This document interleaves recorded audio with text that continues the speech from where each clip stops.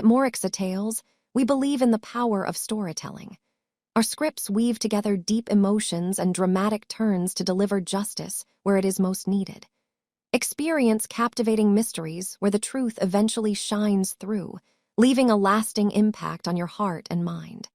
I collapsed in the emergency room after saving 47 animals from a wildfire. When I opened my eyes, I realized I had been left behind. My family had gone to my sister's bachelorette party, as if I had never nearly died. The front desk handed me the visitor log. Only one name appeared repeated for 7 straight nights. 7 days later, my sister went pale when I quietly said that name out loud. And when the secret buried for 34 years began to unravel, I uncovered the truth and watched my entire family fall apart. I'm so grateful you're here. Before we dive in, drop a comment and let me know, where did you find this story? YouTube recommendations, a friend's share. I'd love to know how you discovered us. Oh, and a quick heads up, this story blends some fictional elements for storytelling and life lessons. Any similarities to actual people or places? Pure coincidence. But the message, that's what matters, and it's for you. My name is Dr. Nina Harlow. I'm 34 years old. 7 days ago, I collapsed in the ER after saving 47 animals from a wildfire in Pisgah National Forest. When I woke up, my family was in Charleston celebrating my sister Taylor's bachelorette party. But a stranger with eyes like mine, one blue, one green, sat outside my ICU door every single night. The visitor log revealed a secret my mother Diane buried for 34 years. And Taylor, she'd been poisoning me. November 17th, 2024 started like any other Sunday shift at Blue Ridge Veterinary Hospital in Asheville. I'd been on duty for 14 hours when the call came through: wildfire, 200 acres, evacuation orders, pets abandoned. Jenna Briggs, my best friend and the only other vet working that day, grabbed the clinic keys without hesitation. "We're going," she said, and I didn't argue. That's what we did. We saved animals. It's what I'd done for 7 years, working 80-hour weeks while sending every spare dollar home to my family. But I didn't know then that this rescue would be my last for a long time. The smoke hit us before we even reached the forest, thick, acrid, coating my throat. By the time Jenna parked our white clinic van on the service road, visibility had dropped to 20 feet, and the temperature gauge read 95 degrees. We worked in pairs, moving through the evacuation zone like we'd done this 100 times before. The first house, 2 dogs locked in a laundry room, frantic and dehydrated. The second, a calico cat in a carrier in the garage, yowling. The third, rabbits in hutches behind a farmhouse, 9 of them, their eyes wide with terror. My head started aching around the 4th house, a dull throb at my left temple that I blamed on dehydration and the smoke. My Apple Watch buzzed. Heart rate 110 beats per minute. I ignored it. There were still animals to save. By 11 p.m., we'd rescued 47 animals, 12 dogs, 18 cats, 9 rabbits, 5 birds, 2 goats, and 1 miniature horse who'd been locked in a barn, terrified and kicking at the stall door. The horse was the last one. I led her out by the halter, my hands shaking, my vision swimming. The pain in my head had escalated to a 9 out of 10. I grabbed the side of the van to steady myself, and Jenna's hand was suddenly on my arm. "Nina, what's wrong?" she asked, her voice sharp with concern. "Just tired," I lied, climbing into the passenger seat. But I knew, deep down, I knew something was very wrong. The pain hit like a sledgehammer at 11:35 p.m. We were driving back to the clinic, the van packed with crates and frightened animals, when the agony exploded, left temple radiating down my neck, so sharp I couldn't breathe. "Pull over," I gasped. Jenna swerved onto the shoulder, and I stumbled out, the cool night air hitting my face, but doing nothing to help. My right side felt heavy, numb. When I tried to tell Jenna I just needed water, the words came out slurred wrong. She grabbed my shoulders, her face close to mine. "Your pupils," she said, her voice rising. "They're uneven. We're going to Mission Hospital right now." I wanted to argue I was 34 years old, a veterinarian. I saved lives. I didn't have strokes, but I couldn't argue because my tongue felt thick and the right side of my face was numb, and somewhere in my clinical brain, the part that understood anatomy and physiology. I knew Jenna was right. I walked into the Mission Hospital ER at 11:43 p.m. under my own power, Jenna gripping my left arm because my right side had stopped working. The triage nurse took one look at me and grabbed a wheelchair. Within 15 minutes, I was in a CT scanner, the machine humming around me, the table cold beneath my back. Then Dr. Marcus Shaw was standing over me, 46, graying at the temple's wire-rimmed glasses. I'd seen him before at the clinic with his diabetic schnauzer. "Doctor Harlow," he said, and I hated how gentle his voice was. "You've had a hemorrhagic stroke. Left hemisphere 3-centimeter bleed. Your blood pressure is 220 over 130. We need to operate within 6 hours or your survival window drops to 40% over the next 48 hours. I tried to process that. Brain bleed, surgery, 40% survival. I tried to speak. My family... Jenna was already dialing, her hands shaking. I watched her call my mother once, twice, 3 times. Voicemail. She tried Taylor. Voicemail. 7 calls. 7 unanswered calls. The last thing I remember before surgery was Jenna's voice breaking, "Where the hell are they?" Then there was nothing. 3 hours and 45 minutes of nothing. Craniotomy. Evacuation of the hematoma. Dr. Shaw and a team I'd never meet while conscious. What I remember instead is the dream. Or maybe it wasn't a dream. Maybe it was the space between alive and not alive, where your brain shows you what matters. I dreamed of the calico cat, her claws digging into my arm, her terrified green eyes. And I thought she's going to be okay. Someone will take care of her. And then I thought, who's going to take care of me? When the hospital called my mother at 1 a.m., I learned this later from Jenna. She answered on the 4th ring. "Mrs. Harlow, this is Mission Hospital. Your daughter has had a stroke. She's in surgery." And my mother said, "We'll come tomorrow. We're in Charleston." Not is she okay. Not we're on our way. Tomorrow. Because my sister's bachelorette party was more important than my life. I didn't wake up for 7 days. 7 days in a medically induced coma in ICU room 318, while my brain tried to rewire itself. 7 days where my family visited once for 33 minutes and then left. But I'm getting ahead of myself. To understand why my family wasn't there, you need to know how I became their ATM, how I spent 7 years from age 27 to 34, sending $75,400 home every dollar I could spare. To understand the 34-year secret, you need to know why I always felt different, why my eyes, one blue, one green, never matched anyone in my family. Why David raised me for 34 years, but never quite looked at me the way he looked at Taylor. And to understand why a stranger with eyes like mine sat outside my ICU door for 7 nights, you need to hear his story. But first, you need to know about the money. Because in my family, love was measured in dollars, and I was 34 years old before I realized I'd been paying for something I never owed. It started with a text message, September 2017.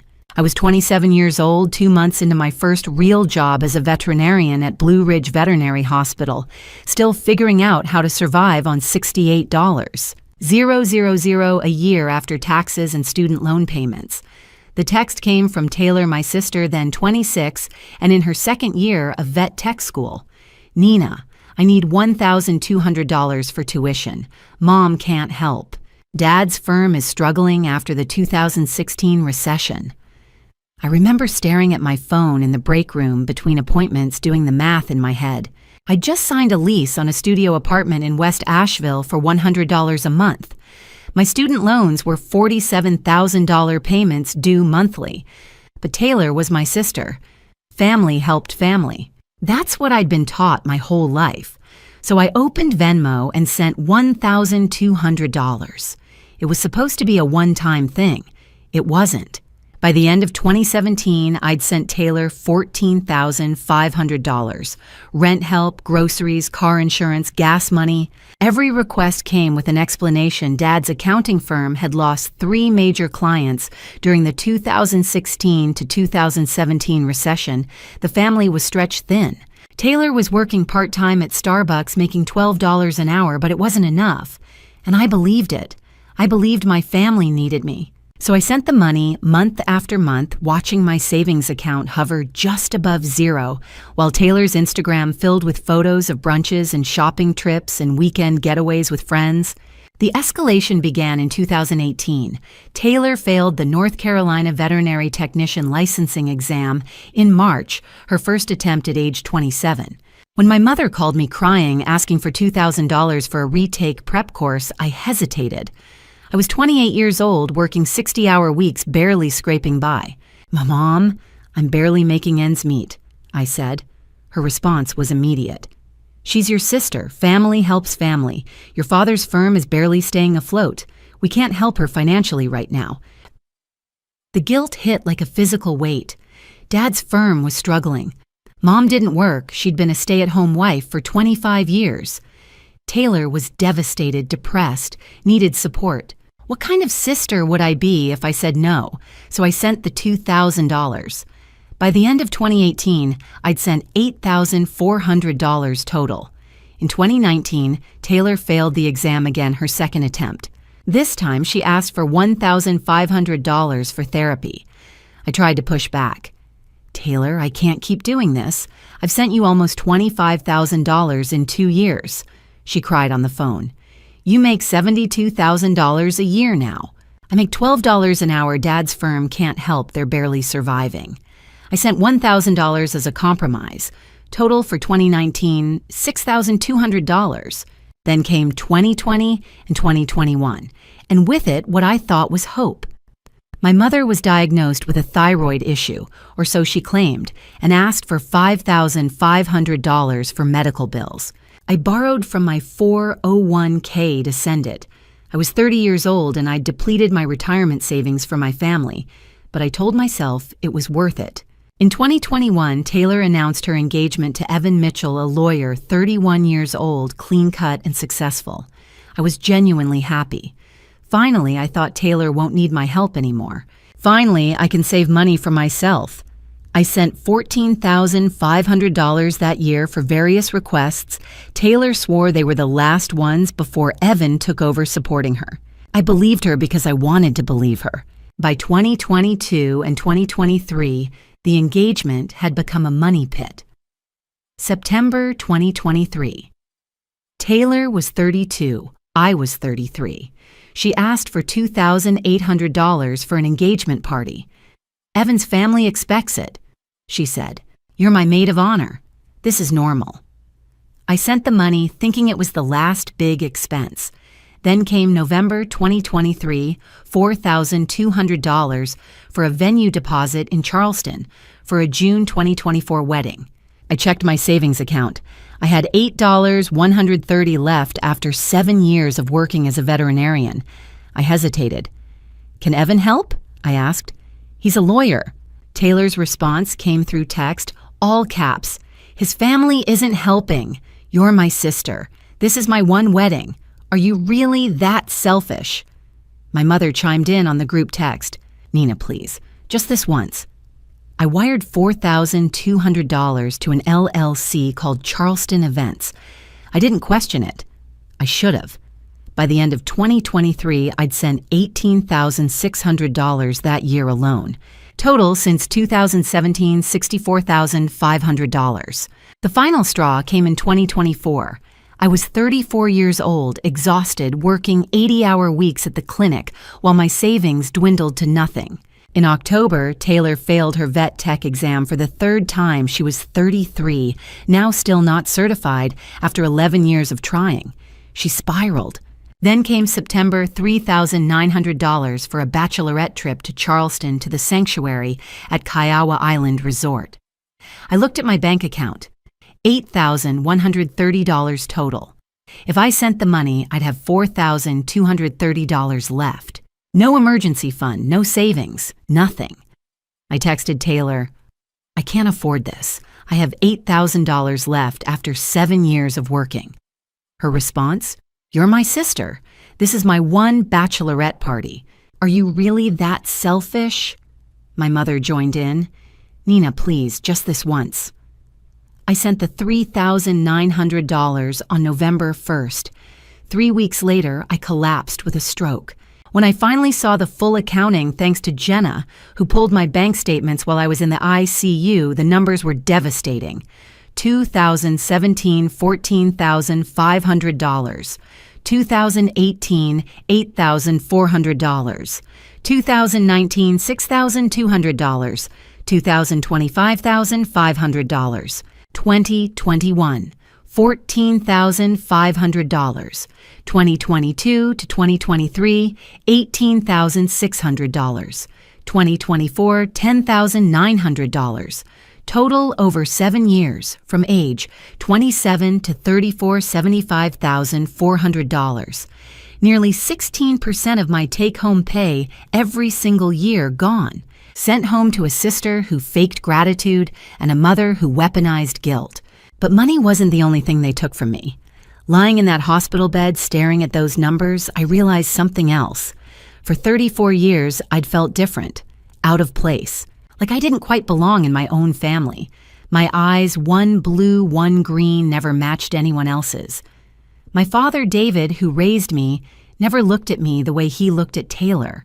And I'd spent my entire life trying to earn a love I'd never quite received, paying for it in dollars and exhaustion and self-sacrifice. The money was just the surface. Beneath it was a deeper question, one I'd been too afraid to ask. Why did I always feel like I owed them something I could never repay? The answer I would learn had been hidden for 34 years, and it started with my eyes. The first time someone called my eyes weird, I was 4 years old. It was 1994, my first week of preschool in Asheville, and the teacher, a kind woman named Mrs. Patterson, was doing circle time introductions. When she got to me, she smiled and said, "Class Nina has something special. Look at her eyes. One is blue like the sky and one is green like the grass. Isn't that beautiful?" The other kids stared. One boy, Tyler, pointed and said, "That's weird." Another girl, Madison, scooted away from me. I didn't understand why having different colored eyes made me weird, but I understood that I was different. That night, I asked my mother why my eyes didn't match. Diane knelt down, brushed my hair back, and said, "You're special, honey. It's called heterochromia. It's rare, only 1 in 500 people have it." I asked if Daddy had it. She hesitated just for a second before saying, "No, but it can skip generations." I believed her. I was 4. Why wouldn't I? By the time I was 9, I'd started noticing other differences. It was 1999, a Sunday afternoon, and I was looking through our family photo albums while Taylor watched cartoons in the living room. In every picture, Taylor looked exactly like our mother, blonde hair, hazel eyes, fair skin that burned in the summer sun. David, my father, had brown hair and brown eyes, pale skin that never tanned. And then there was me. Dark auburn hair, almost chestnut, olive skin that turned golden in the sun. And my eyes, one blue, one green, a genetic quirk that appeared in none of the family photos going back 3 generations on either side. I remember asking David about it later that week. "Why don't I look like you?" He was reading the newspaper, barely glanced up. "You have your grandmother's coloring," he said, but I'd seen pictures of both grandmothers. Neither had auburn hair. Neither had heterochromia. When I pressed, he folded the newspaper and said, "Nina, that's enough questions." I learned then that some questions weren't meant to be asked. Taylor used the ammunition when she was 10 and I was 13. We were fighting over something trivial. I'd borrowed her hairbrush without asking, and she screamed at me in the hallway. "You're not even Dad's real daughter, Mom told me." I felt the words like a punch. I ran to my mother, tears streaming, and demanded to know if it was true. Diane's face went white. She grabbed Taylor by the arm, furious. "That's a lie. Go to your room right now." Then she turned to me, her voice softer. "Ignore her, Nina. You're David's daughter. She's just jealous because you're smarter than her." But Taylor's words stuck, because deep down beneath the reassurances and explanations, I'd always wondered, why did I look so different? Why did David barely look at me when he looked at Taylor with such obvious affection? Why did I feel like I was always trying to earn something Taylor got for free? The distance between David and me became impossible to ignore as I grew older. From 14 to 34, a 20-year span, I cataloged every instance of his emotional absence. He went to every one of Taylor's school plays, 8 in total, but missed all 4 of mine because he had to work late. He paid $200 a month for Taylor's dance classes for 6 years, but told me vet camp was too expensive that I'd have to save up the $800 myself. He hugged Taylor freely, pulled her onto his lap when she was sad, ruffled her hair, and called her Pumpkin. When he hugged me, it was stiff, formal, like he was fulfilling an obligation rather than expressing love. I told myself it was because I reminded him of someone, some painful memory he couldn't face. I thought maybe I looked like a relative who died or an ex-girlfriend he'd loved before my mother. I never imagined the truth that I reminded him of a man he didn't know existed, a biological father whose eyes looked into his every time he glanced at me. By the time I turned 34, I'd accepted that David and I would never be close. I thought it was because I reminded him of someone. I didn't know it was because I wasn't his. My mother overcompensated. From the time I was 10, Diane praised me constantly. "You're so smart, Nina. So talented, so responsible." But the praise felt hollow because it always came with a comparison. "You need to help Taylor. She's not as strong as you." By 16, I was expected to act like an adult while Taylor was still treated like a child. When I went to college at 18, my mother called me twice a week asking for advice about Taylor, about money, about David. I became the family therapist, the problem solver, the emotional support system. Taylor got to be the baby. I got to be the workhorse. And looking back now, lying in an ICU bed at 34 with half my brain hemorrhaged and my family nowhere to be found, I understood. My mother's overcompensation wasn't love. It was guilt. On the 3rd night of my coma, November 20th, 2024, around 2 in the morning, Rita Osborne, the night shift ICU nurse, made a discovery that would change everything. She was 48, had worked at Mission Hospital for 16 years, and had seen enough family dysfunction to recognize it when she saw it. She'd watched my family visit, once stay 33 minutes, and leave for a bachelorette party in Charleston. She'd watched Jenna come every day for hours. And she'd watched a man in his 60s sit outside my ICU door every single night, reading aloud from a worn paperback, bringing a therapy dog, refusing to leave until the early morning hours. On the 3rd night, curiosity got the better of her. She checked the visitor log. Samuel Fletcher. The same name 3 nights in a row. She Googled him on her phone during a lull in her rounds. Samuel Fletcher, retired veterinarian, Asheville Humane Society. And then she found his photo, a man with graying hair and wire-rimmed glasses, and eyes that made her breath catch. 1 blue, 1 green. The same pattern as mine. Heterochromia. 1 in 500 people. Rita stood outside my room, looking through the glass door at my unconscious face, then back at her phone screen, then at the man sitting in the hallway with his golden retriever. She didn't tell my mother. She didn't tell anyone, but she made a note in my chart, a single line that would later become evidence. P has heterochromia, visitor S. Fletcher has matching heterochromia, suggest inquiry. I didn't know any of this yet. I was still unconscious, trapped in a medically induced coma while my brain tried to heal. But even in that darkness, some part of me was processing, dreaming, remembering. I dreamed of Taylor's smoothies, the ones she'd brought me every morning for 3 weeks before my collapse. Green, thick, bitter. I told her they tasted wrong. She'd said it was the spinach. Drink it anyway, she'd said. It's good for you. In the dream, I poured the smoothie down the sink. I looked at my hands, shaking unstable. And I heard Taylor's voice, syrupy sweet. "You're so tired, Nina. You work too hard. Let me take care of you." When I woke up, still days away, I'd remember that dream. I'd remember the taste of those smoothies. And I'd realize that my 33-year-old sister had been poisoning her 34-year-old sister for 3 weeks. But first I had to survive. And first I had to learn who Samuel Fletcher was and why a stranger with my eyes had been waiting 34 years to meet me. On the 4th day of my coma, Jenna sat beside my hospital bed and whispered, "I should have said something about those damn smoothies." She was talking about the green drinks my sister Taylor had brought me every morning for 3 weeks before I collapsed. At the time, I thought she was being a good sister. I was 34 years old enough to know better. It started October 28th, 2024, a Monday morning at 7:15. I was in my West Asheville apartment getting ready for an early shift at the clinic when Taylor showed up unannounced. That alone should have been a red flag. My 33-year-old sister rarely visited me, and when she did, it was usually to ask for money.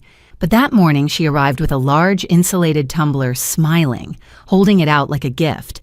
"I made you a wellness smoothie," she said. "Spinach, banana, almond butter, organic protein powder. You look exhausted, Nina. Someone has to take care of you." I was touched, genuinely touched.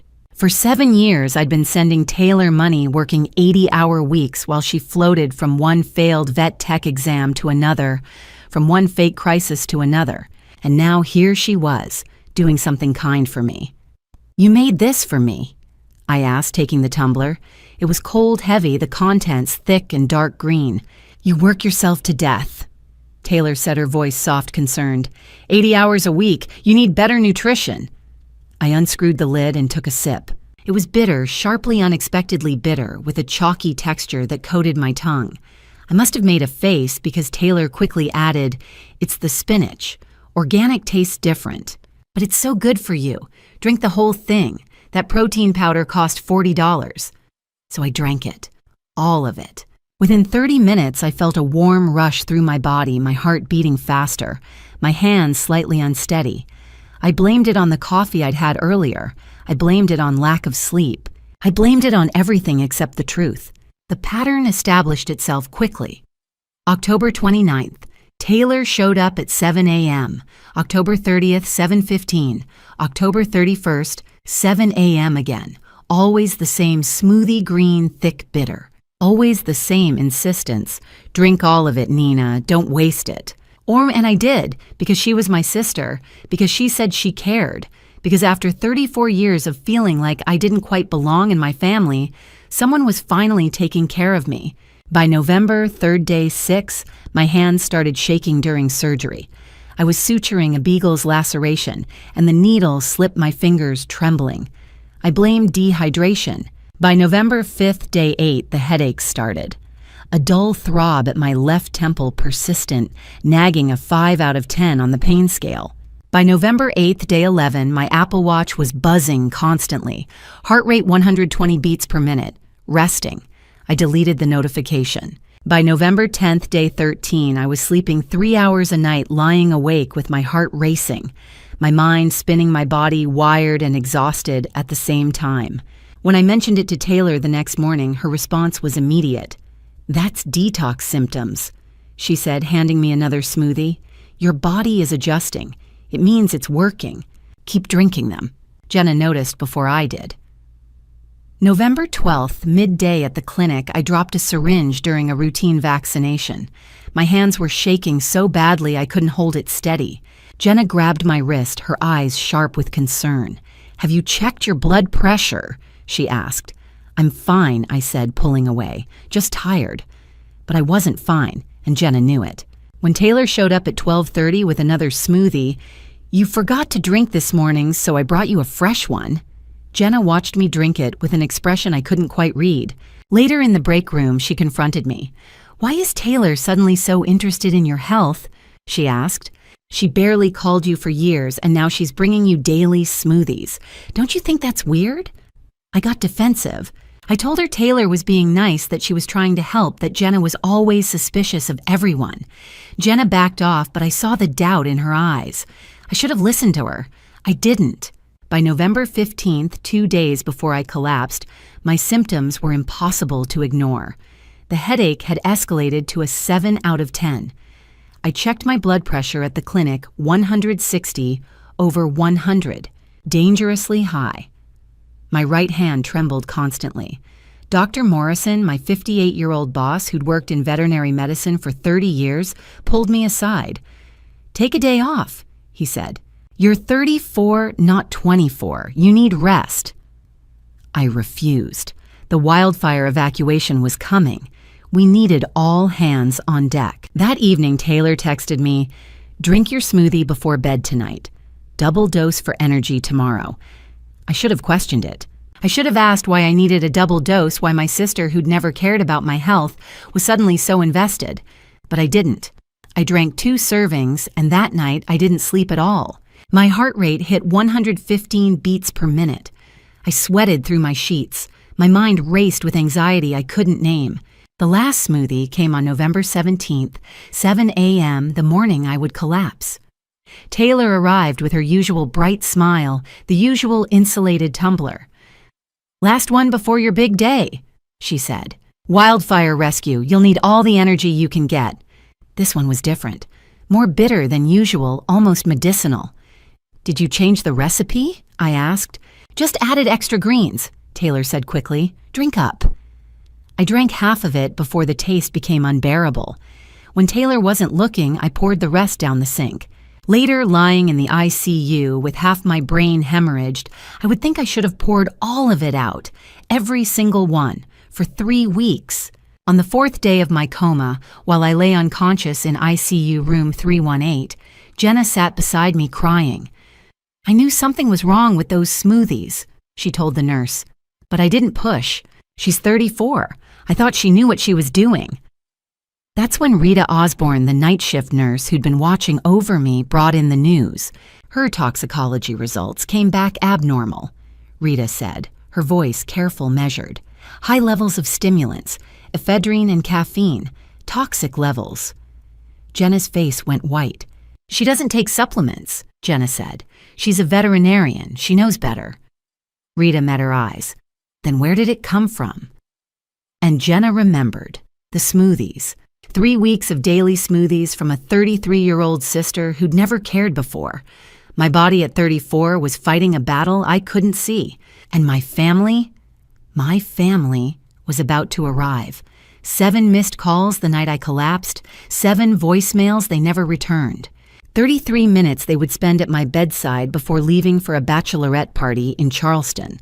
34 years of being their daughter measured in minutes and dollars and poisoned smoothies.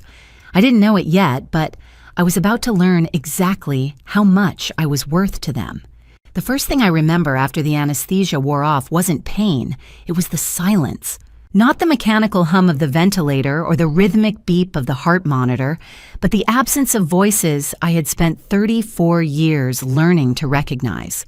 The voices that should have been there in room 318 of Mission Hospital's ICU 24 hours after a 3-centimeter bleed nearly killed me. Instead, there was only Jenna sitting in the orange vinyl chair beside my bed, her eyes red-rimmed and her notebook open on her lap, cataloging everything the way she always did when something mattered. Later, when the sedation lightened enough for me to process what had happened, she showed me my phone. 7 missed calls, all placed in the 15 minutes between my collapse in the ER and the moment Dr. Shaw opened my skull. 3 to my mother, Diane, 2 to my sister, Taylor, 2 to my stepfather, David. Every single one had gone to voicemail. Every single one had been ignored. Jenna had finally reached my mother at 1 o'clock in the morning, nearly 14 hours after the surgery began. "We're in Charleston." Diane had said, her voice muffled by what Jenna later described as background laughter and clinking glasses. "We'll come tomorrow." Not "is she alive?" Not "what happened?" Just a promise to come tomorrow delivered with the same casual inconvenience she might have used to reschedule a dentist appointment. They arrived at 10 o'clock on the morning of November 18th, 2024, day 1, of what Dr. Shaw had warned would be a 5 to 7 day coma. I was still unconscious, still breathing through a tube, still tethered to machines that beeped and whirred and measured every fragile beat of my damaged heart. Jenna had been there since 6 a.m., sitting vigil the way she had every night since the collapse, filling her notebook with visitor logs and nurse rotations and the small, desperate details that might matter later. When the door to ICU 318 finally opened, my family walked in like tourists entering a museum exhibit they hadn't particularly wanted to see. My mother came first, her bleached blonde hair pulled into a loose bun, her phone already in her hand. She glanced at me, at the ventilator tube taped to my mouth, at the bandages wrapped around my shaved head, at the IV line snaking into both arms, and then she looked away. Her thumb scrolling through her phone screen. Twice in the first 5 minutes. Jenna timed it. Taylor followed her green eyes scanning the room with the practiced efficiency of someone calculating Instagram angles. She pulled out her phone, angled it toward the window where the morning light softened the sterile white walls, and took a selfie. She checked the screen, frowned, deleted it, and took another. Then another. She never looked at me. Not once. Jenna wrote that down too. Taylor took 4 selfies, deleted. All 4 never looked at patient. David came in last. He was 60 years old, his hair more gray than brown now, his shoulders stooped in a way I didn't remember from before. He stood at the foot of my bed, his hands shoved deep into the pockets of his khaki jacket, and stared at the monitor above my head. Not at me, at the screen, at the numbers that told him I was still alive. His jaw worked like he wanted to say something, but no sound came out. He just stood there silent and still while the fluorescent lights buzzed overhead and the ventilator hissed in the corner. At 10:15, Dr. Shaw entered, his white coat crisp and his expression carefully neutral. "She's stable," he said, addressing my mother because she was the one who had signed the consent forms. "But she's still critical. The next 5 to 7 days will tell us whether the surgery was successful. Right now, she's in a medically induced coma to give her brain time to heal." Diane nodded, her eyes still on her phone. "So she's not dead yet?" she asked, and Jenna's pen stopped mid-word. "No," Dr. Shaw said slowly. "She's not dead, but she needs rest and she needs family support." "What about Charleston?" Taylor interrupted, looking up for the first time. "We have a reservation at Kiowa through the 24th. It's already paid for." David finally spoke, his voice low and rough. "Maybe one of us should stay." Diane turned to him, her expression sharp. "Marcus said she's stable. We'll come back if anything changes." She turned to Jenna, her smile bright and empty. "You can stay with her, can't you? You're off this week, right?" Jenna stared at her, too stunned to respond immediately. Yes, but..." "Perfect." Diane's phone buzzed and she glanced at the screen. "We'll check in every day. If anything changes, you'll call us right." At 10:33, exactly 33 minutes after they had arrived, my family left. David paused at the door, his hand on the frame, and looked back at me one last time. His mouth opened, then closed. Then he turned and walked out, his footsteps echoing down the long, white hallway. Jenna sat back down in the orange chair, her notebook trembling slightly in her hands. She wrote, "Family visit 33 minutes. Diane checked phone 6 times. Taylor took 4 selfies. David said 8 words. None of them touched her. For the next 6 days, while my family posted 94 Instagram stories from Kiowa Island, 32 from the beach, 18 from a yacht, 22 from a nightclub, 12 from brunch, and 10 from the spa, Jenna stayed. She counted the stories. She saved the screenshots. She documented every champagne toast and every sunset selfie, every caption that said, "Living my best life," and "Blessed beyond measure," while I lay in room 318 breathing through a machine. But Jenna wasn't the only one who stayed. On the evening of November 18th at 8 o'clock, 10 hours after my family had driven back to their luxury resort, a man appeared outside the glass door of ICU 318. He was 64 years old, his hair silver and his shoulders broad despite his age. He carried a worn paperback copy of All Creatures Great and Small by James Herriot, the pages dog-eared and the cover creased from years of reading. He sat in the chair outside my room, the one meant for visitors who weren't allowed inside during overnight hours, and he read. For 3 hours he sat there. Then he stood, placed his hand flat against the glass, and left. Nurse Rita Osborne, who had worked ICU for 16 years, noted the visit in her log. Samuel Fletcher, November 18th, 2024, 8 o'clock to 11 o'clock, p.m. relation, family, friend. But when Jenna asked her later who he was, Rita only shrugged and said, "He didn't say much, just asked if you were stable. Then he sat down and read." Jenna wrote that down too. At the bottom of the page, in handwriting that wavered with exhaustion and anger, she added, "Your family stayed 33 minutes. Your father didn't say a word, but someone else did. The man with the mismatched eyes, one blue, one green, just like mine, came back the next night, and the night after that, and every night for a week. I didn't know who he was, but I was about to find out.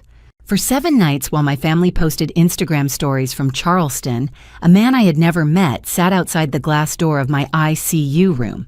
His name was Samuel Fletcher. He was 64 years old. He had eyes like mine, one blue, one green, and he had been waiting 34 years to meet me. He refused to leave.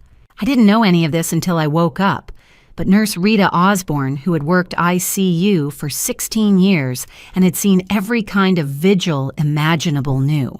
She watched him every night and she wrote it all down in her log. Later, when I asked her why she had paid such close attention, she said, "Because I could tell he was counting the hours. Not the way most people do, checking his watch, pacing, complaining. He was counting them like they were precious, like he'd already lost too many." The first time Samuel arrived at Mission Hospital after my family left was on the evening of November 19th, 2024, day 2 of my coma. It was 10:30 at night, well past visiting hours, and he walked through the ICU entrance with a worn paperback copy of All Creatures Great and Small, a silver thermos of coffee, and a 14-year-old golden retriever named Willow. Rita stopped him at the door. "Sir, you can't bring a dog in here." Samuel pulled a laminated card from his jacket pocket. "Willow is a certified therapy dog. I have clearance." Rita checked with the night supervisor, who confirmed the registration. She led Samuel to the row of chairs outside room 318, where a glass wall separated the waiting area from the ICU bay.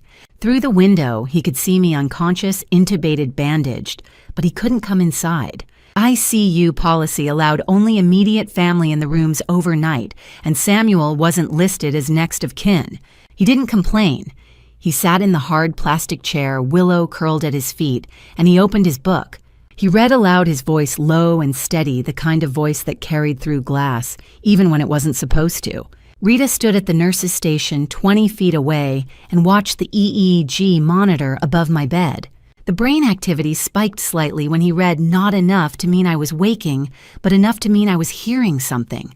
When Samuel reached a passage about a veterinarian saving a dying calf, Rita saw him wipe his eyes. She thought, "This man has been waiting a very long time." Over the next 3 nights, November 20th, 21st, and 22nd, Samuel established a routine. He arrived at 10 o'clock each evening, signed the visitor log, and sat in the same chair outside room 318. Willow would rest her graying muzzle on his knee, and he would read. Sometimes he talked to me through the glass, his hand pressed flat against the window. On the 4th night, Dr. Marcus Shaw, working a late shift, noticed him. "Are you her father?" he asked. Samuel hesitated for only a second. "Yes," he said. It was true technically, biologically. Dr. Shaw nodded. "She's lucky to have you." Samuel's eyes reddened. "I'm the lucky one. I've missed 34 years. I won't miss another day." On the morning of November 22nd, day 5, Linda Marsh, the hospital's billing coordinator, reviewed my account. The numbers were staggering: $89,000 for emergency surgery, $24,000 for 5 days in the ICU, $14,000 for medications and tests. Total $127,000. My insurance through Blue Ridge Animal Hospital covered 80%, leaving a patient balance of $25,400. Linda called my emergency contact, Diane, and explained the situation. "We'll need to discuss payment options." Diane's voice was distracted background noise of laughter and clinking glasses. "I can't afford that. Can it wait?" "We typically require a payment plan within 72 hours, Linda said carefully. The next morning, November 23rd, an anonymous wire transfer arrived. $25,400, exactly the balance owed. The payment came from an entity called the Kendrick Foundation Trust, based in Asheville, North Carolina.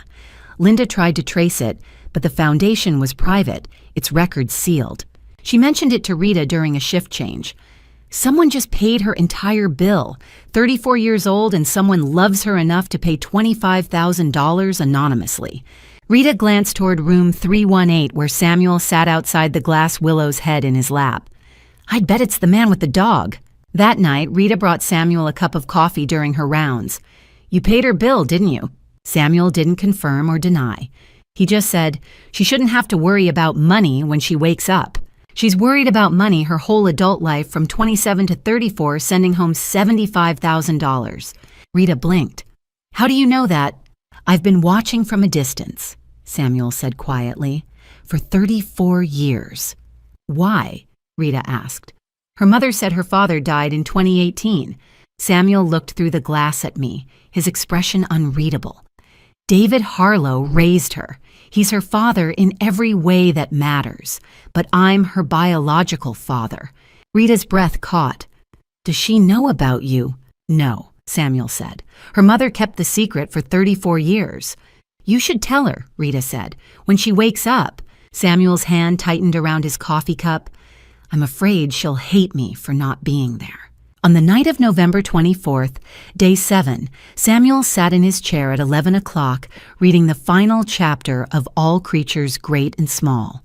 Willow suddenly stood, pressed her nose against the glass, and whined. "What is it, girl?"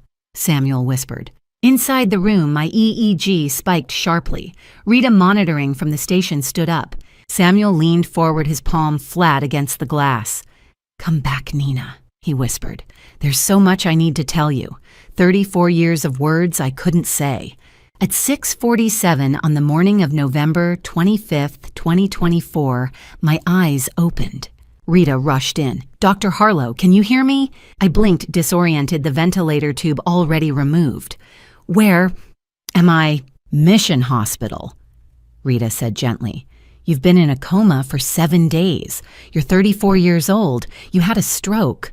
The first question I asked was, "Where's my family?" Rita hesitated. Then she showed me the visitor log. 7 entries, all the same name, Samuel Fletcher. "I don't know anyone named Samuel Fletcher," I said. Rita glanced toward the window where Samuel stood just outside Willow beside him. "He says he's your father. He's been here every night for 7 nights, waiting." My world tilted. "My father died in 2018. "He says he's your biological father," Rita said quietly. "He's outside. He's been waiting 34 years for you to wake up." Fear and curiosity warred in my chest. I want to meet him. I didn't know it then. But the man outside the glass was about to tell me the truth about the 34-year secret my mother had buried. And everything I thought I knew about my family was about to shatter. I woke to the sound of machines beeping and fluorescent lights burning my eyes. My first thought, I'm alive. I'm 34 years old, and I'm alive. My second thought, where is everyone? I had been unconscious for 7 days, the same number of years I'd been sending money home.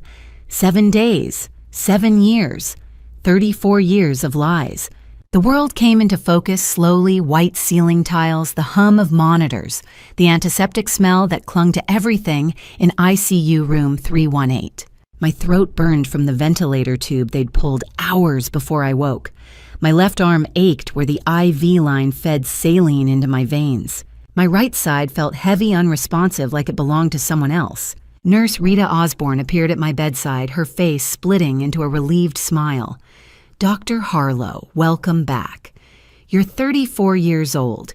You had a hemorrhagic stroke. You've been unconscious for 7 days. I tried to sit up, but my body wouldn't obey. Panic flared in my chest. Don't panic," Rita said gently, her hand on my shoulder. "Weakness is normal. You've been immobile for a week. Physical therapy will help. Most stroke survivors at 34 recover well." I forced my voice to work each word scraping against my raw throat. "Where's my mother? Where's my sister?" Rita hesitated. "They visited on day 1, November 18th from 10 to 10:33 a.m. I processed the words slowly, my brain still foggy. 33 minutes. In 7 days. Rita nodded.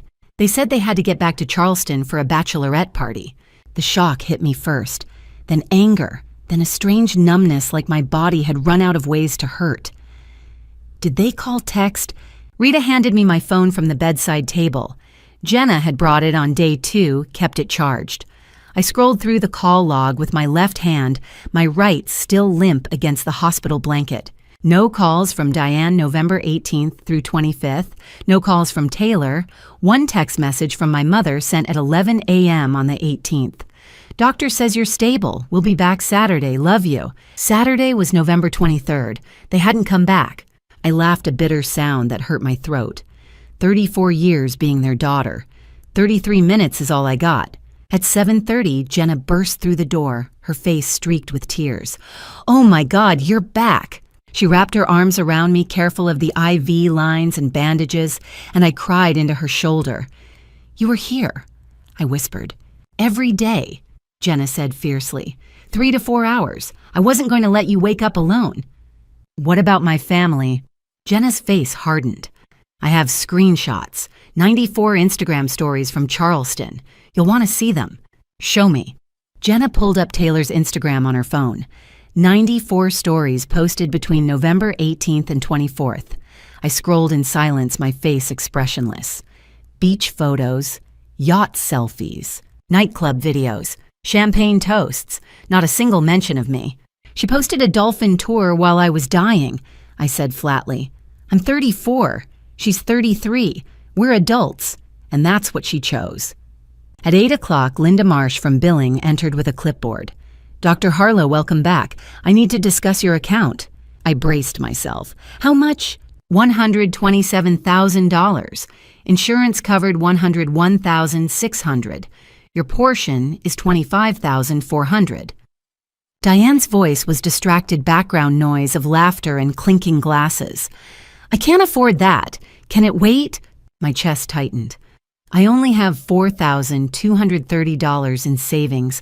I sent the rest to my sister." Linda smiled. "It's been paid. An anonymous donor on November 23rd. Wire transfer from the Kendrick Foundation Trust." I blinked.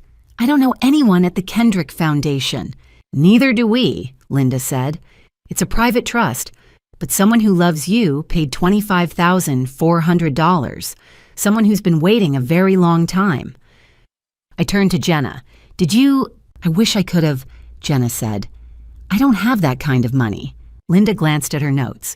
"There's more. The donor also covered non-formulary medications, another $8,600. You don't owe anything."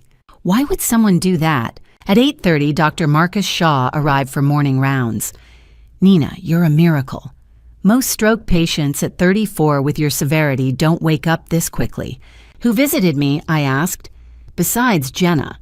Dr. Shaw hesitated. "Your family came once, but there was a man here every night, Samuel Fletcher. He said he's your father." The world stopped. "My father David didn't come at all. He was with my mother in Charleston." "Who is Samuel Fletcher?" "Samuel said he's your biological father," Dr. Shaw said carefully. "He's been waiting 34 years to meet you." I couldn't breathe. "That's impossible. My mother would have told me." Dr. Shaw handed me the visitor log, 7 entries, all the same name, Samuel Fletcher. November 18th, 11 p.m. to 2:15 a.m. November 19th through 24th, the same pattern. Over 21 hours across 7 nights. "Where is he now?" I whispered. At 9 o'clock, Rita pointed toward the hallway outside the glass door. Samuel Fletcher sat in the same plastic chair he'd occupied for 7 nights, Willow the golden retriever at his feet. He wore a flannel shirt and jeans, reading glasses perched on his nose, the same worn copy of All Creatures Great and Small open in his lap. I stared at him through the glass. An older man, silver hair, weathered face, and his eyes left eye blue, right eye green, an exact mirror of mine. I couldn't breathe. "He has my eyes. The 34-year secret." Jenna nodded. "I noticed on day 2, but I didn't want to say anything until you woke up." I watched Samuel through the glass, my mind spinning. Who is he? Why does he have my eyes? Has my mother lied to me for 34 years? Did she hide my real father my entire life? And why didn't David visit? Did he know? "I need to talk to him," I said to Rita. But not yet. I needed answers first, and the only way to get them was to do what I did best: research. I picked up my phone, opened Google, typed Samuel Fletcher Veterinarian, Asheville. What I found would change everything. My hands shook as I typed his name into Google. Not from the stroke, from fear. Fear that everything I knew about 34 years of my life was a lie. Fear that the man outside the glass knew more about me than I knew about myself. Jenna held my phone steady, my right hand still weak as the search results loaded. Samuel Fletcher Veterinarian, Asheville. The top result was a LinkedIn profile. Samuel Fletcher, retired wildlife veterinarian, Asheville Humane Society, 2009 to 2020. I clicked it. The profile photo showed the same man sitting outside my door, silver hair flannel shirt, and eyes that mirrored mine. Left blue, right green. His bio was sparse but revealing. NC State University, DVM, 1984. 40 years in wildlife rehabilitation. Skills listed raptor medicine, orphaned mammal care, heterochromia, iridis genetic. The last one hit me like a second stroke. He'd listed his own genetic condition as a professional skill. The second result was a local news article from 2020. Beloved veterinarian Samuel Fletcher retires after 31 years. The photo showed him releasing a red-tailed hawk, Willow, sitting beside him. I scrolled to the comments. Dozens of people praising his work, calling him a hero. One comment from 2020. Dr. Fletcher saved over 2,000 animals in his career. Asheville is lucky to have had him. I kept searching. An obituary database entry, Fletcher Wildlife Rescue, 1989 to 1997, closed/sold. A Facebook profile, mostly private, with one public photo from 2016 Samuel and a younger Willow on a hiking trail. He's a veterinarian, I whispered to Jenna. Like me. He's 64, and he has my eyes. Jenna typed something into her phone. Search Kendrick Foundation, Asheville. I did. The website loaded slowly, a simple page with a mission statement, supporting future veterinarians in Western North Carolina since 2011. Some scholarship details, $12,000 per year for 4 years, total $48,000. Eligibility, Asheville resident vet school student, minimum 100 hours of volunteer work at animal rescues. Funded by anonymous benefactor. My breath caught. I got that scholarship in 2011. I was 21. It paid half my vet school tuition. Search Kendrick Fletcher, Jenna said. I found a genealogy website.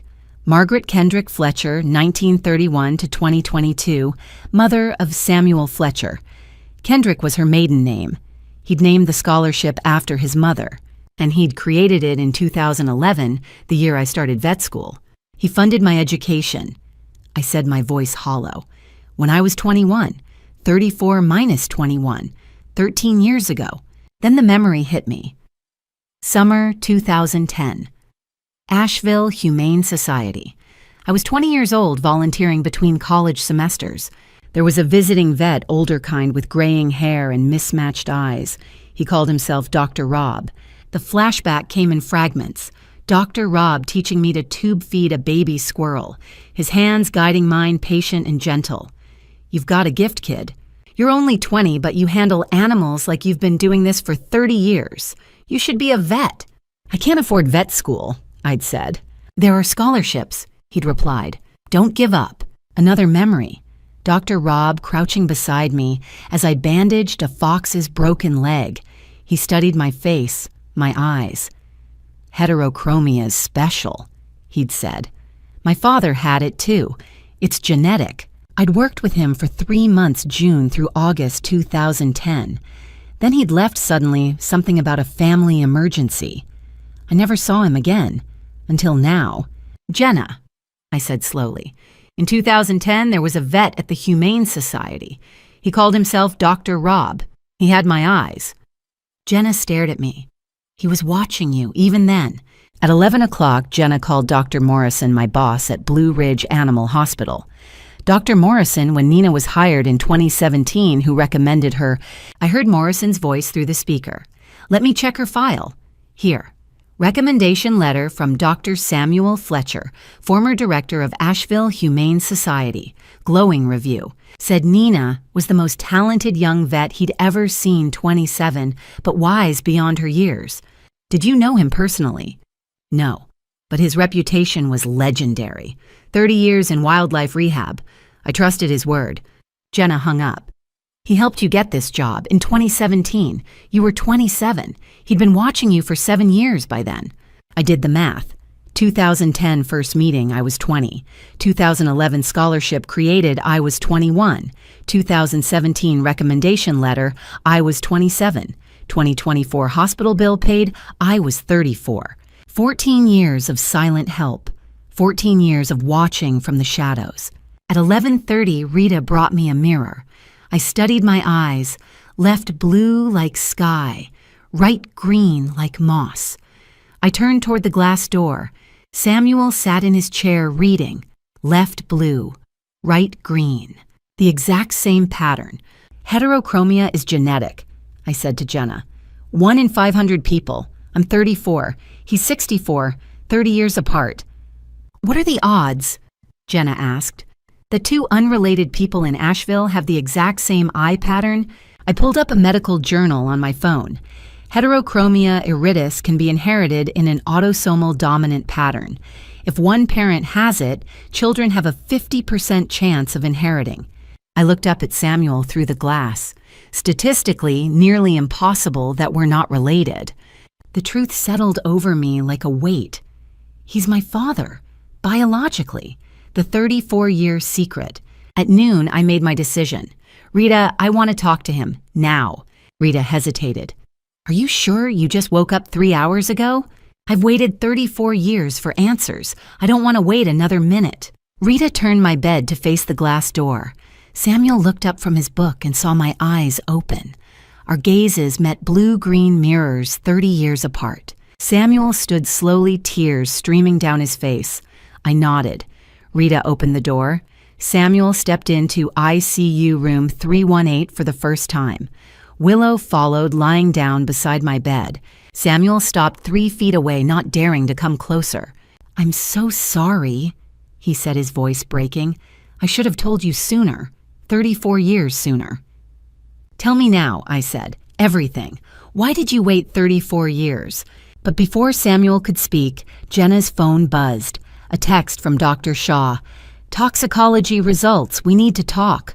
Samuel was about to explain the 34-year secret, but Jenna interrupted.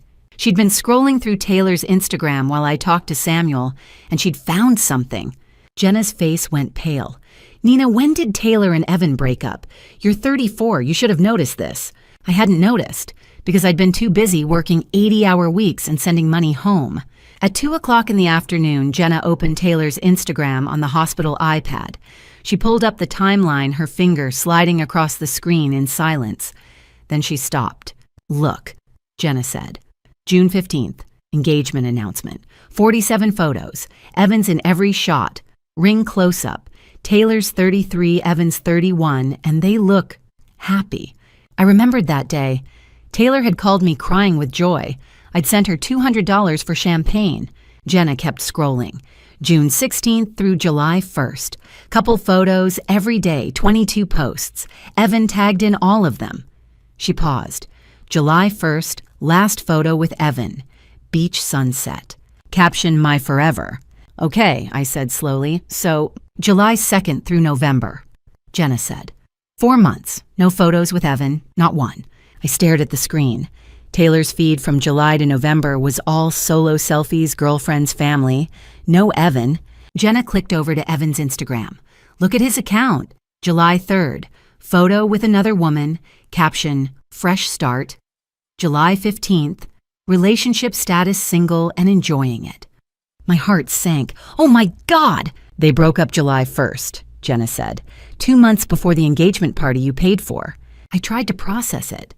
Maybe they just stopped posting couple photos. Jenna shook her head. Let me check Venmo.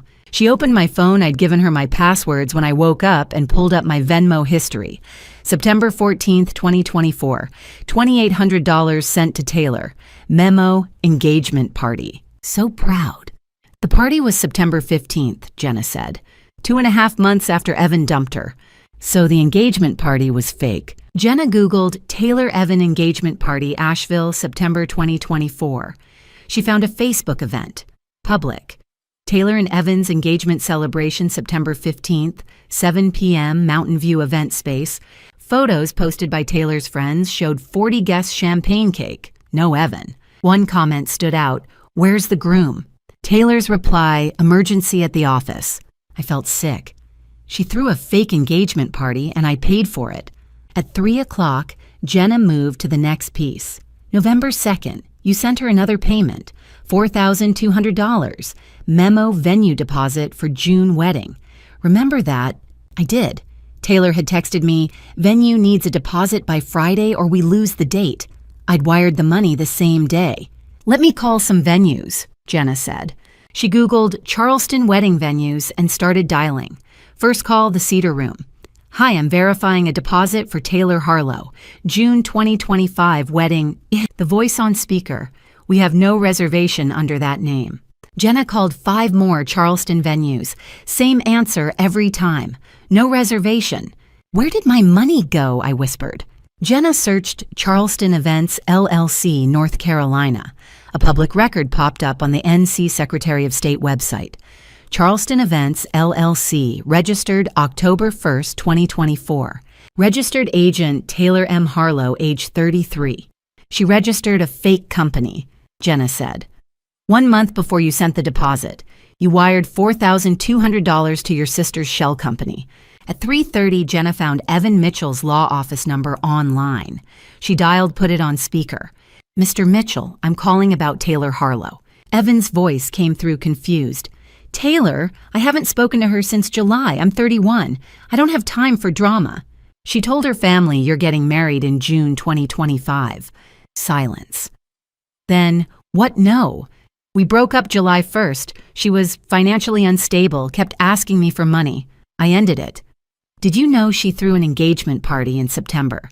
Told everyone you had a work emergency. What? Evan sounded furious. No, I wasn't there. I'm sorry her family got dragged into this. Her sister Nina, she's the one who always pays for everything, right? I spoke up. I'm Nina. I paid $2,800 for that party. Evan's voice dropped. I'm sorry, Taylor. She has issues. The call ended. At 4 o'clock, Jenna pulled up a spreadsheet on the iPad. She typed quickly, then turned it toward me. Taylor's fake wedding fraud. Engagement party, September 15th, $2,800. Fake event. No. Evan venue deposit. November 2nd, $4,200. Shell company. LLC. No real venue.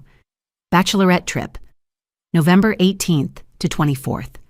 $3,900. Real trip. No real wedding, total $10,900. I stared at the numbers. I'm 34 years old. I should have known better. She's your sister, Jenna said. You trusted her. She stole almost $11,000 from me while planning a fake wedding, and I collapsed 3 weeks later. Samuel, who'd been sitting silently in the corner during the entire investigation, finally spoke. Nina, can I say something? I nodded. Your sister knew you would collapse, Samuel said carefully. That's why she pushed for the bachelorette trip November 18th through 24th. You'd be unconscious. You couldn't question the wedding expenses. My blood ran cold. She's 33, Samuel said. She knew what she was doing. I looked at Jenna. What did Dr. Shaw want to tell us about the toxicology results? At 4:30, Dr. Shaw walked in with a file of lab reports. His face was serious. Nina, your blood work shows abnormal stimulant levels, ephedrine and caffeine at toxic levels. I blinked. I don't take supplements. I'm 34. I know better. Then someone gave them to you, Dr. Shaw said, without your knowledge. My mind flashed to the image Taylor's Daily Smoothies, October 28th through November 17th, 21 days. That's when I understood. My 33-year-old sister didn't just take my money. She tried to kill me. Dr. Shaw laid the toxicology report on my bed. The numbers didn't lie, but I didn't want to believe what they meant. I was 34 years old, a veterinarian. I'd spent a decade diagnosing poisoning in animals, accidental ingestions, toxic plants overdoses. I knew how to read blood work, how to calculate lethal doses. And I understood what these numbers meant. Someone had poisoned me. At 4:30 in the afternoon, Dr. Shaw walked me through the blood work. Normal ephedrine level is 0. Yours is 450 nanograms per milliliter. Toxic threshold is 200. Normal caffeine is 0 to 20 milligrams per liter. Yours is 180. Toxic threshold is 150. I stared at the paper. I don't use pre-workout powder. I drink coffee about 300 milligrams a day. I'm 34. I know my limits. Your caffeine levels suggest you consumed over 1,000 milligrams a day for weeks, Dr. Shaw said. Ephedrine is found in some pre-workout powders. FDA banned it in 2004, but it still circulates. Combined with high-dose caffeine hypertension, you're at higher risk at 34 than at 24, and chronic stress, this created the perfect conditions for a hemorrhagic stroke. My hands shook. Someone poisoned me. Or you consumed something without knowing what was in it, Dr. Shaw said carefully. My mind raced backward. The smoothies, Taylor's smoothies. October 28th through November 17th, 21 days. The smoothies, I said aloud. Taylor brought me smoothies every morning for 3 weeks. She's 33. She should have known better. Jenna looked up. Those green things, I saw her bring one on November 12th. You looked like you didn't want to drink it, but she stood there until you finished. I remembered. The bitter taste, the chalky aftertaste. Taylor always saying, drink it all. Within 30 minutes, I'd feel warm, jittery. My heart would race. My hands would shake. Headaches starting day 3. Heart rate 120 beats per minute, day 8. Insomnia, day 10. She said it was spinach banana almond butter. I said, but it tasted wrong. I'm 34, I should have questioned it. Samuel, sitting silently in the corner, asked quietly, did you ever see her make them? No, she brought them in a thermos already mixed, every morning at 7:15. At 5 o'clock, Jenna stood. I'm going to your apartment, right now. I handed her my keys. Kitchen, check the kitchen. 20 minutes later, my phone rang. Jenna's face filled the screen. Nina, look. She turned the camera toward my kitchen counter. My blender sat there, green residue dried inside. Then she turned the camera toward my trash can. 6 empty plastic bottles. Nitro Blast Extreme Energy Pre-Workout. 6 bottles, Jenna said. She picked one up, read the label aloud.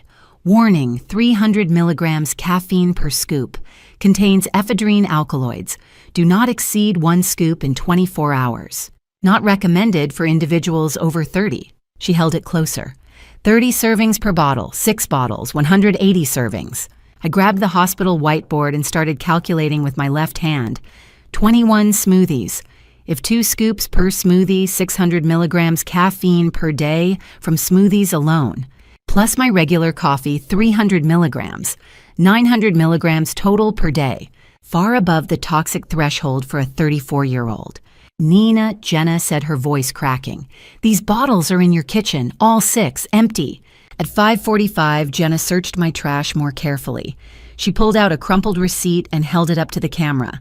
GNC, October 25th, 2024. 6 Nitro Blast Extreme Energy pre-workout bottles, $31.24 each, tax $11.31.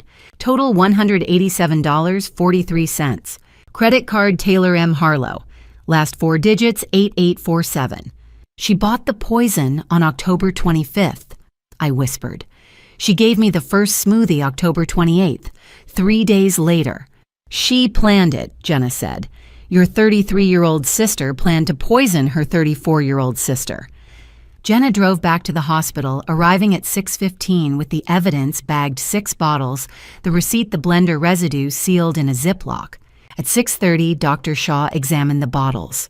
This product has 300 milligrams of caffeine plus ephedrine per scoop. If she gave you 2 to 3 scoops daily for 21 days, combined with your baseline caffeine hypertension, 160 over 100, and age 34 with high stress, this absolutely could cause a stroke. Did she know that? I asked. Anyone with basic medical knowledge or just Google would know, Dr. Shaw said. High-dose stimulants plus hypertension plus age 34 equals skyrocketing stroke risk. This is first-year medical school. Samuel spoke from the corner. She failed the vet tech exam 3 times. She studied pharmacology for years. She knew drug interactions. She knew toxic doses. She knew. I started to cry, silent tears sliding down my face. Why would she do this? I asked. I'm 34. I sent her money for 7 years. Jenna sat beside me. You said she demanded $3,900 for the bachelorette November 1st. You sent it. That left you with $4,230 in savings. So she knew you'd eventually question the fake wedding, Jenna said. She needed you incapacitated. Or worse, Samuel added quietly. I stared at him. She wanted me dead, my own sister. I'm only 34. Or unable to stop her from taking more, Samuel said. At 7 o'clock, I made my decision. I'm calling the police. Jenna hesitated. Are you sure she's your sister? She poisoned me, I said. She stole $10,900. She left me in a coma for 7 days. We're not kids anymore. We're 34 and 33. She made her choice. I turned to Rita. Can you call Detective Lynn Harper? I need to file a report. But before the detective arrived, I needed to hear the truth from Samuel. Because if Taylor was capable of this, what else had my family been hiding for 34 years? I looked at Samuel. Tell me, all of it. Why you waited? Samuel took a deep breath. It starts in 1990, the year you were born. The detective wouldn't arrive until tomorrow morning. So that night, Samuel told me the story my mother had buried for 34 years. We sat in the ICU room, me on the bed, 34 years old and fresh from a stroke. Samuel in the chair by the window, 64 years old, and my biological father, Willow, lying between us on the floor. And he started at the beginning, 34 years ago. I met your mother in June 1990.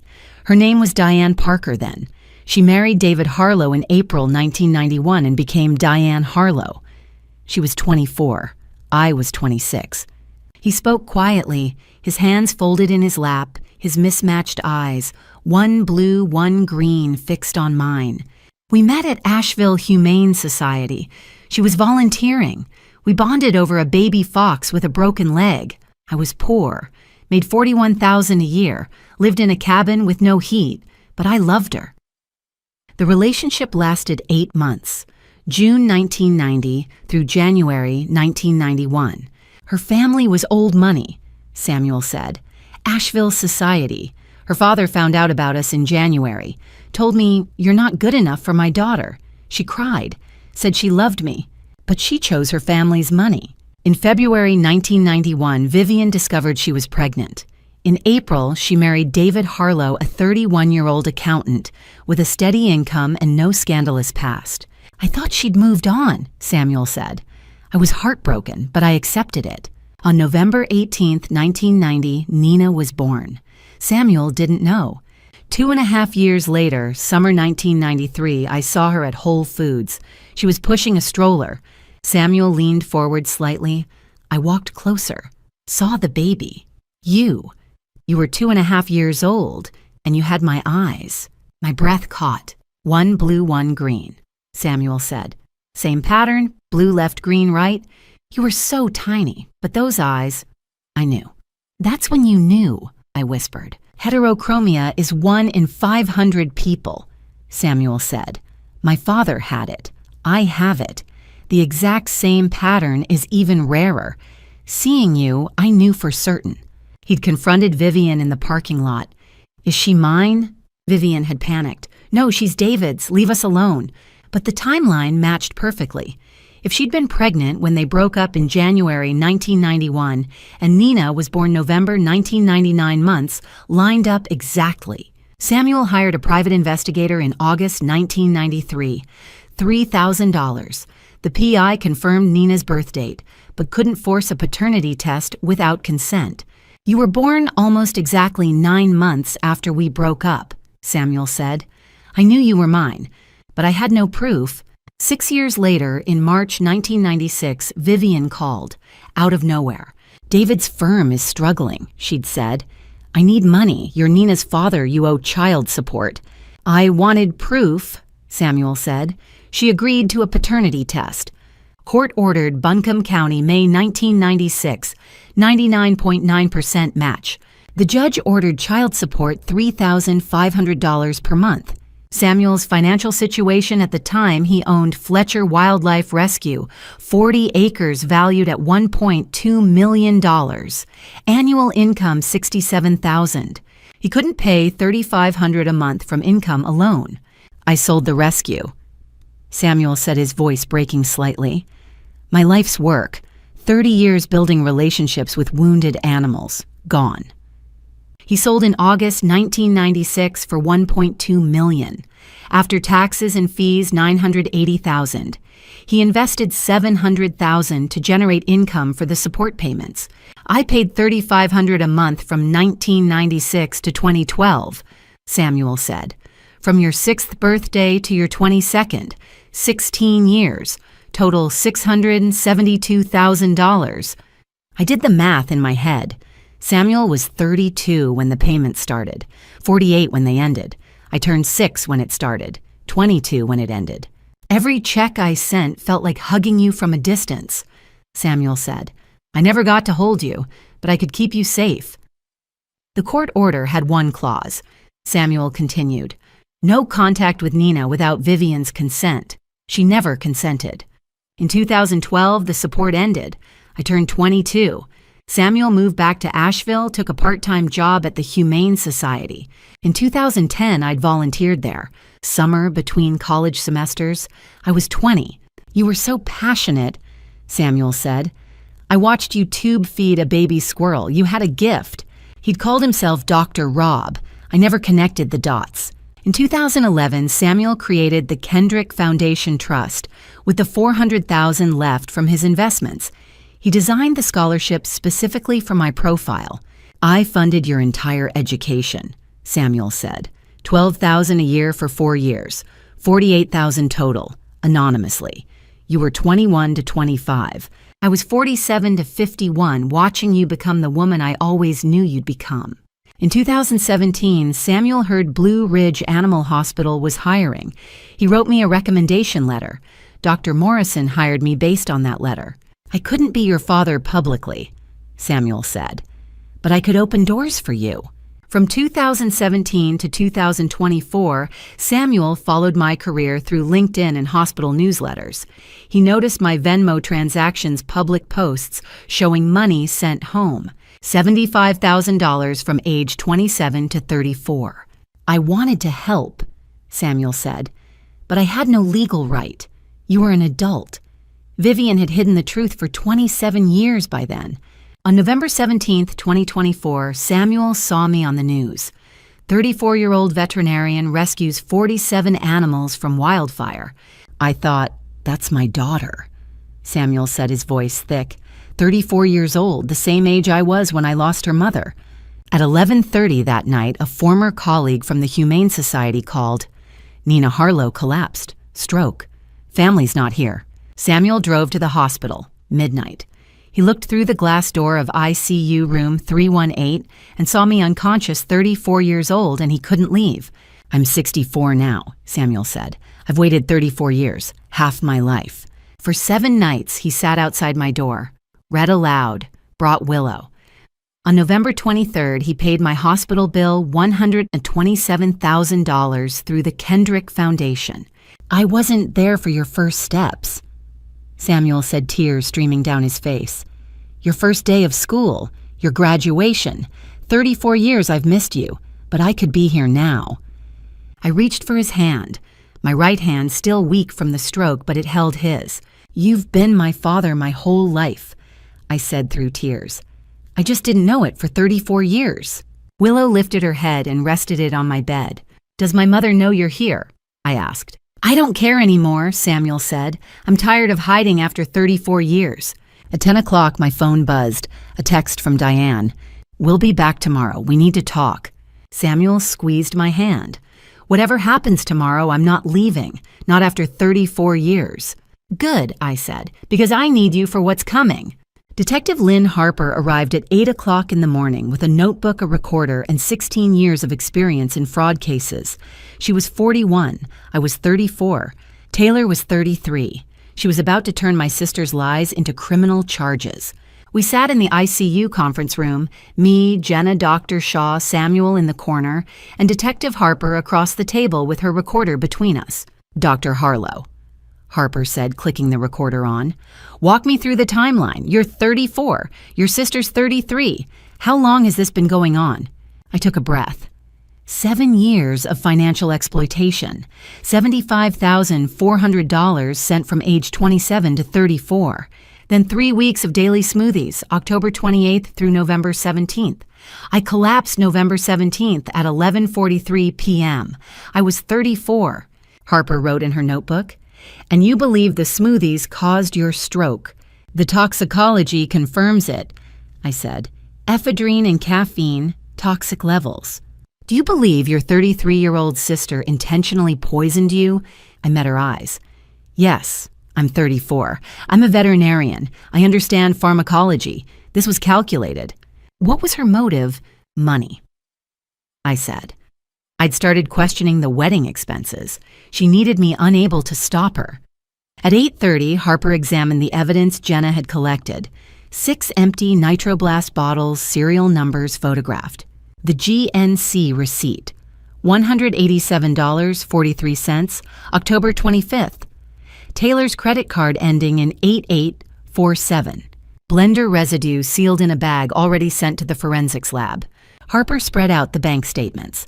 $75,400 over 7 years, age 27 to 34. Yes, I said. She pulled up the Venmo screenshots on her tablet. Fake engagement party, $2,800, September 14th. Yes. Wire transfer to Charleston Events LLC, $4,200, November 2nd, your sister's shell company. Yes. Harper looked up. This is wire fraud, theft by deception, and reckless endangerment. Possibly attempted manslaughter. At 9 o'clock, Dr. Shaw provided his testimony. Nina Harlow, age 34, presented with hemorrhagic stroke caused by toxic levels of ephedrine and caffeine, he said. 450 nanograms per milliliter ephedrine, more than twice the toxic threshold. 180 milligrams per liter caffeine, above toxic threshold. Combined with hypertension and chronic stress, this created the conditions for a stroke in a 34-year-old. Harper leaned forward. Could this have been accidental? No, Dr. Shaw said firmly. The dosage, duration, and delivery method, daily smoothies over 21 days, indicate deliberate administration. Anyone with basic medical knowledge would know this combination could cause stroke in someone her age. At 9:30, Harper pulled out a printout. We subpoenaed your sister's phone records, Google searches from October 20th through November 17th. She read from the list. October 20th, can too much caffeine cause stroke? October 22nd, ephedrine side effects over 30. October 25th, the day she bought the powder, how much pre-workout powder is dangerous? My chest tightened. November 1st, power of attorney forms North Carolina. November 5th, change life insurance beneficiary without consent. November 10th, stroke survival rate age 34. November 15th, how long does stroke coma last? Harper looked up. November 17th, the day you collapsed. When can I access insurance payout? I couldn't breathe. She was planning it from the beginning. She's 33 years old. She knew exactly what she was doing. At 10 o'clock, Harper pulled out 2 more documents. Power of attorney, she said, sliding the first across the table. Dated November 18th, the day you went into a coma. Your signature is forged. Notarized by Linda Chen, who doesn't exist in the North Carolina notary database. I stared at my forged signature. It was close, but not mine. Harper slid over the second document. Life insurance beneficiary change. Submitted November 20th, day 3 of your coma. Your original beneficiary, American Red Cross. Changed to Taylor M. Harlow. Policy value $500,000. The room tilted. $500,000. Your employer provides life insurance, Harper said. Standard policy, 2 times annual salary. You make $68,000 a year at Blue Ridge Animal Hospital. The policy is worth $500,000. I looked at the forged signature again. At the date November 20th. I'd been unconscious, on a ventilator, and my sister had submitted paperwork to make herself my beneficiary. She tried to kill me for $500,000, I whispered. My own sister. I'm 34. She's 33. We're not kids. Harper closed her notebook. I'm preparing an arrest warrant for wire fraud, theft by deception, forgery, reckless endangerment, and attempted voluntary manslaughter. Manslaughter, I said. Voluntary manslaughter is intentionally causing serious bodily harm that could result in death, Harper said. Your sister deliberately administered toxic doses of stimulants over 21 days, knowing they could cause a stroke in a 34-year-old woman. She forged documents to steal your insurance payout. She planned this. The Google searches prove premeditation. I nodded slowly. When does your family return from Charleston? Harper asked. Today, I said. My mother texted last night. They're coming back. Harper stood. Good, we'll be waiting. She looked at Samuel, who'd been silent through the entire interview. Mr. Fletcher, you'll need to give a statement, too, about the hospital bill payment and your relationship to Nina. Samuel nodded. I'll tell you everything. Harper turned back to me. Dr. Harlow, your sister, will be arrested when she returns. This is going to be difficult. Your family will be angry. But you did the right thing. I looked at the forged POA, at the insurance document, at the Google searches that proved my sister had spent 3 weeks planning my death. She's 33, I said. She made her choice. Harper packed up her evidence. We'll be in touch. Stay here. Stay safe. After she left, Samuel took my hand. You're brave. 34 years old and braver than most people twice your age. I'm just tired, I said. Tired of being used. Tired of being lied to. Jenna squeezed my other hand. Your family's coming back today. Are you ready? I looked at Samuel, at Jenna, at the empty chair where Detective Harper had sat. Nowhere, I said, but I don't have a choice. My phone buzzed, a text from Diane. We're leaving Charleston now. Be there by noon. Samuel squeezed my hand tighter. I'll be here, right beside you. Good, I said, because I'm going to need you. They arrived at 11:30, exactly 29 hours after I'd woken up. Diane came through the door, first her face lighting up when she saw me awake. Oh, thank God you're okay. I looked at her. I woke up 2 days ago. I'm 34. I've been awake for 48 hours. She stopped. I came as soon as I heard, I woke up November 25th. I said, It's November 26th. You're 24 hours late. Taylor entered behind her defensive before anyone accused her of anything. We were in Charleston. We couldn't just leave. You abandoned me the day I collapsed, I said. You stayed in Charleston for 7 days. I'm your 34-year-old daughter. You made your choice. David came in last. 60 years old, gray hair, shoulders stooped. He stood near the door eyes, avoiding mine. You all left me, I said. 7 days. I'm 34. You're 60, Dad. You made your choice. Diane moved toward my bed. Then she saw Samuel sitting in the chair by the window. She froze. What is he doing here? David looked up, saw Samuel confusion crossing his face. His name is Samuel Fletcher, I said. He's been here every night for 7 days. Diane went pale.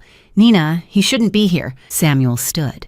I have every right. I'm her father. Silence. David stared at Samuel. What, I'm her father? Samuel looked at David calmly. You raised her. You're her father in every way that matters. But biologically, I'm her father. David staggered backward, grabbed the chair, sat heavily. What? I'm Samuel Fletcher, 64 years old. In 1996, a paternity test confirmed I'm Nina's biological father. 99.9% match. I paid $672,000 in child support over 16 years. David turned to Diane, his voice shaking. Is this true? Diane covered her mouth with her hand. Tears streamed down her face. She didn't speak. David stood back toward the door. Diane, we've been married 33 years. You told me Nina was mine. She hid this for 34 years, I said. Hid it from both of us. David looked at me. You didn't know either. I found out 2 days ago, I said, when I was 34. The exact number of years this lie existed. David turned back to Diane, his voice rising. You lied to me for 33 years of marriage? I was going to tell you, Diane sobbed. When David shouted, when I'm 70, 80 on my deathbed. I just wanted to protect Nina. You wanted to protect yourself, I said. David looked at me, his eyes red. I raised you. I thought you were mine. Every birthday, every Christmas, every parent-teacher conference. Tears fell down my face. You were my father. You still are. DNA doesn't change that you raised me for 34 years. But I deserve to know the truth. David said, his voice breaking. I'm 60 years old. I spent 34 years raising another man's child without even knowing. Samuel spoke quietly. You gave her a childhood.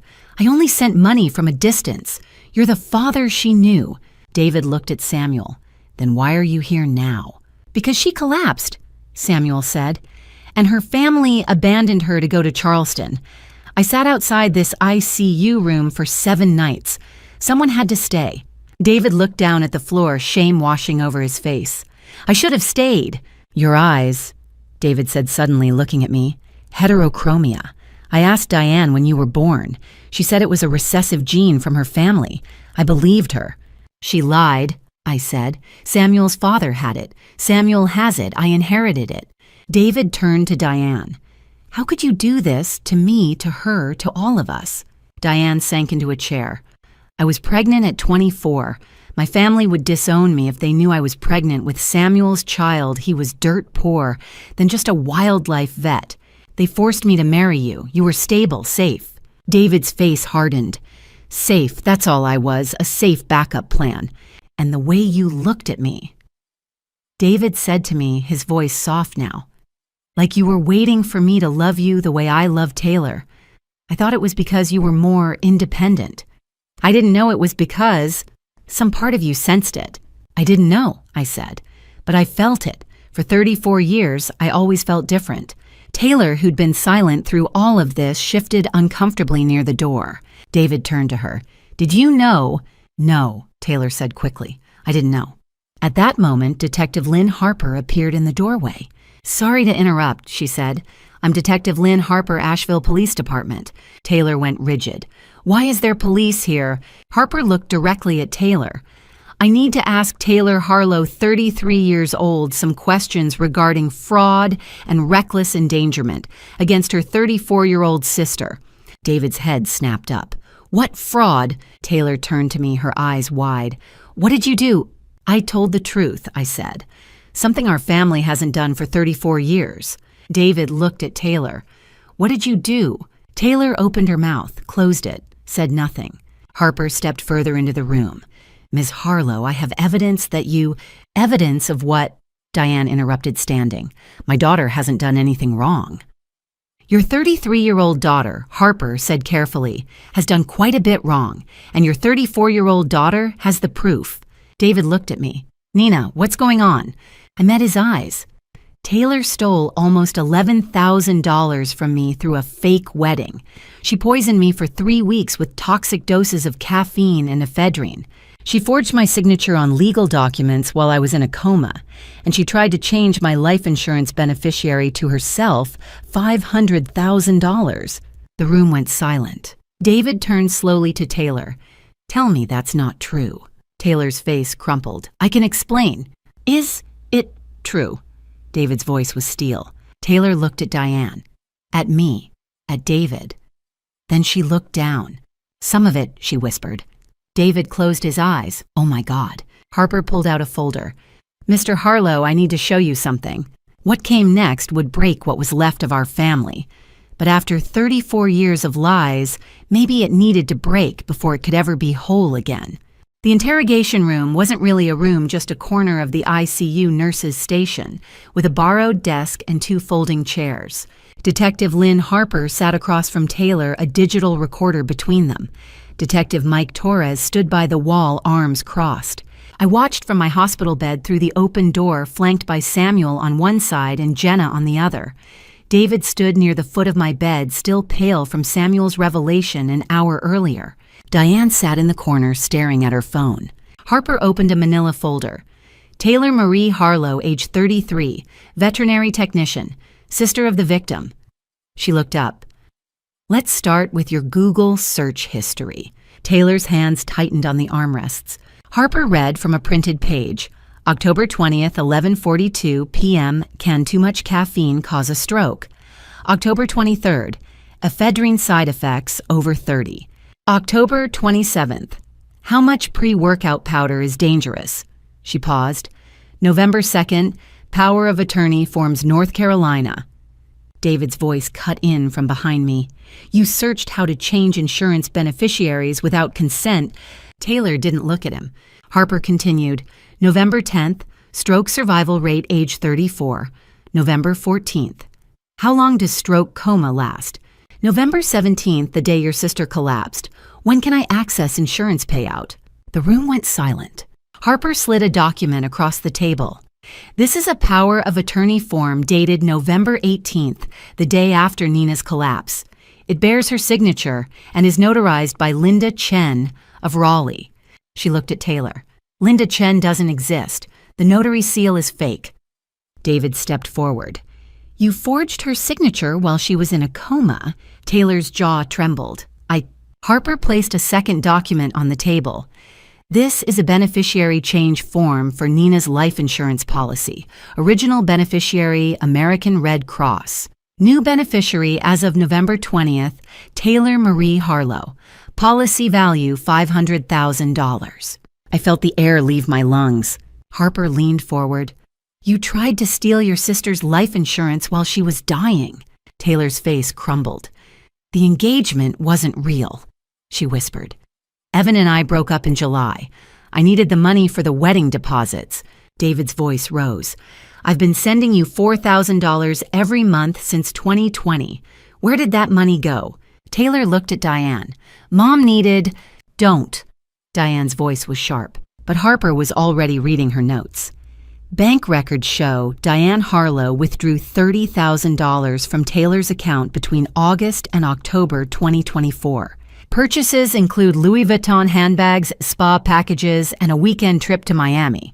David turned to Diane, his face white. You stole from our daughter. Diane said nothing. Harper refocused on Taylor. Let's talk about the smoothies. Taylor's shoulders sagged. You purchased 6 bottles of Nitro Blast Extreme pre-workout powder on October 25th. $187.43 paid with your credit card ending in 8847. Harper slid the GNC receipt across the table. Each bottle contains 30 servings, each serving 300 milligrams of caffeine plus ephedrine. The label warns, do not exceed 1 scoop per 24 hours. Not recommended for individuals over 30. I remembered the taste, bitter metallic burning. Harper's voice was relentless. You gave your sister 2 to 3 scoops per day for 21 days. That's 600 to 900 milligrams of caffeine daily, plus ephedrine, plus her regular coffee, for a 34-year-old woman with untreated hypertension. I didn't know she had high blood pressure. You're a veterinary technician, Samuel said quietly from beside me. You've taken pharmacology courses. You knew. Taylor's face twisted. I failed, she said, voice breaking. I failed the certification exam 3 times. 2020, 2020, 2022. I couldn't tell anyone. David's voice cracked. I paid for those exams 3 times. You told me you passed. I lied. Taylor looked at me, tears streaming. You were 28 when you got hired. I was 27. You had everything, the degree, the job, the respect. I had nothing. Dad kept asking when I'd get certified, and Mom kept comparing me to you, and She choked. I just wanted what you had. Nina's voice was cold. So you tried to kill me? No. Taylor's hands flew up. I only wanted to make you sick. Sick enough that you'd need me, that you'd have to slow down, that maybe people would stop seeing you as perfect. Harper's voice cut through. The toxicology report shows ephedrine at 450 nanograms per milliliter. Toxic level is 200. Caffeine at 180 milligrams per liter. Toxic level is 150. She closed the folder. You didn't want to make her sick. You wanted to kill her. That's not true. Samuel's voice was quiet but firm. 450 nanograms per milliliter of ephedrine is a lethal dose for someone with hypertension. You have a veterinary pharmacology background. You knew exactly what you were doing. David's voice shook. Samuel paid $672,000 in child support over 16 years to help raise you and your sister. You repaid Nina by poisoning her. Taylor buried her face in her hands. Harper stood.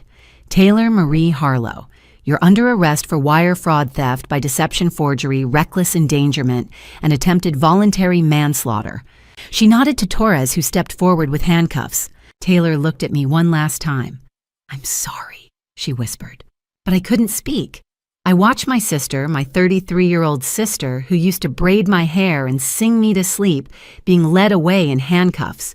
David sank into a chair, head in his hands, and I realized the person I'd thought I knew had never really existed at all. Before I tell you about the inheritance trap that nearly killed me, the real motive behind 34 years of lies, comment the word betrayal below, so I know you're here for the truth. What's coming next will shock you. And fair warning, parts of this story contain fictional elements. If that's not your thing, feel free to leave now. The interrogation room felt smaller now. Taylor was gone, led away in handcuffs, but Diane remained. She sat in the folding chair across from Detective Harper, hands trembling in her lap. I watched from my hospital bed, Samuel on one side, Jenna on the other. David stood at the foot of my bed, arms crossed, jaw tight. Harper opened a new folder. Mrs. Harlow, I need to ask you about your knowledge of certain financial arrangements. Diane's eyes darted to the door as if calculating escape. Samuel spoke quietly. I think it's time Nina knew about the trust. My head turned. What trust? Samuel met my gaze. In 2018, after you were hired at the veterinary hospital, I established a trust fund through the Kendrick Foundation. $400,000. You were named the primary beneficiary. He paused. Taylor was named the contingent beneficiary if you died before your 35th birthday. The room tilted. Harper pulled out a document. The trust was set up on March 2, 2018. Nina Harlow, primary beneficiary, receives full distribution on February 14, 2025, her 35th birthday. She looked at me. That's 79 days from now. David's voice was tight. If Nina had died before February 14th, Taylor would have inherited $400,000. Correct, Samuel said. Harper turned to Diane. Did you know about this trust? Diane's silence was answer enough. Mrs. Harlow, Samuel told me, Diane whispered. In 2018, he said it was Nina's future security. David stepped forward. You knew about a $400,000 trust fund for 6 years, and you said nothing. He asked me not to tell Nina until she turned 35. That's not what I asked. David's voice was steel. You knew, and you never told me, or Nina. Samuel's voice was calm. I told Diane as a courtesy because Nina is her daughter. I didn't expect her to weaponize the information. Harper laid out a timeline on the desk. Taylor learned about the trust sometime between 2018 and October 2024.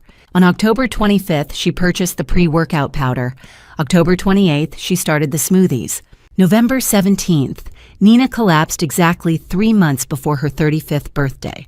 David's face went pale. She planned this for 6 years, or at least several months, Harper said. The poisoning window was 21 days. If Nina had died, Taylor would have inherited $400,000 plus the $500,000 life insurance she tried to claim fraudulently, plus the $10,900 she'd already stolen through fake wedding expenses. She closed the folder. Total motive $910,900. I couldn't breathe. David's voice shook. She tried to kill her sister for money. Samuel looked at me, and she almost succeeded. Harper turned back to Diane. Mrs. Harlow, there's one more thing. She pulled out a printed bank statement. Between June 2013 and October 2024, you made irregular payments to Taylor Harlow totaling $64,500. Care to explain?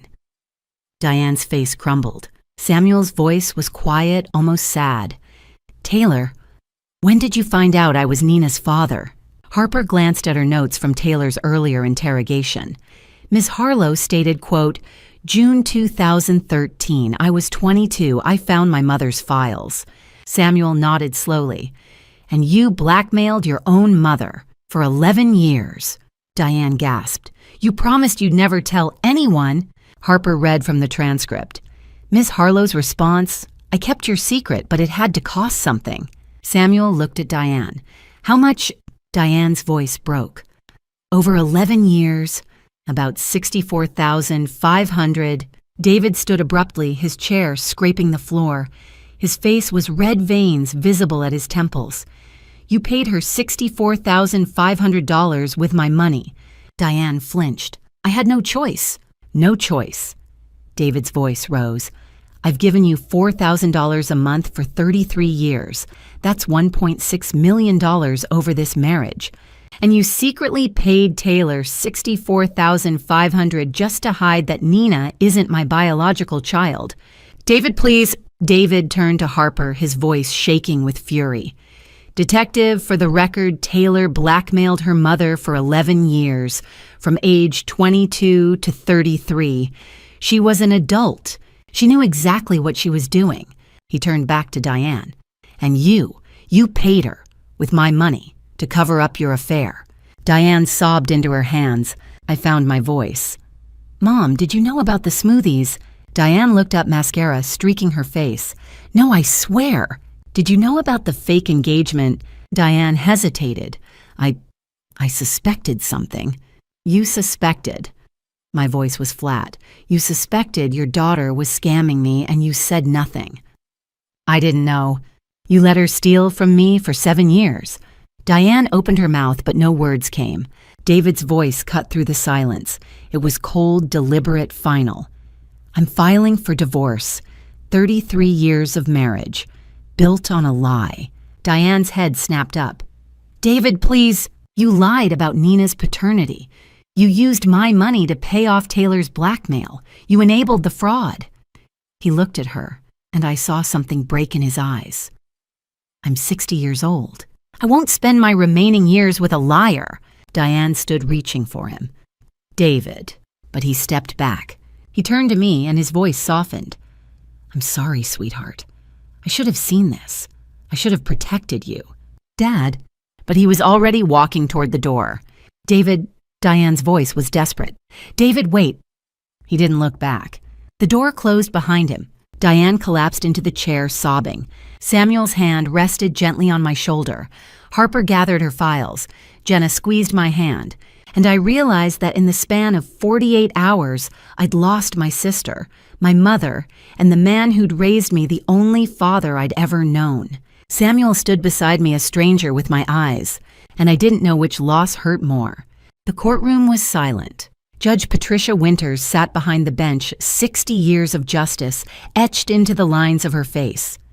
It was January 15th, 2025, exactly 7 weeks after my collapse.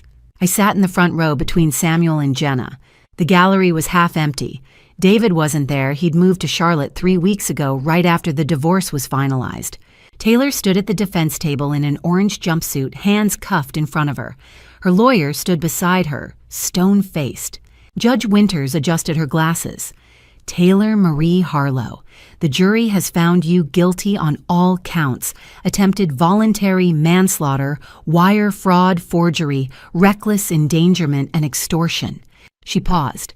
This court has reviewed the evidence, the toxicology reports, the forged documents, the 11 years of blackmail, the systematic poisoning of your own sister.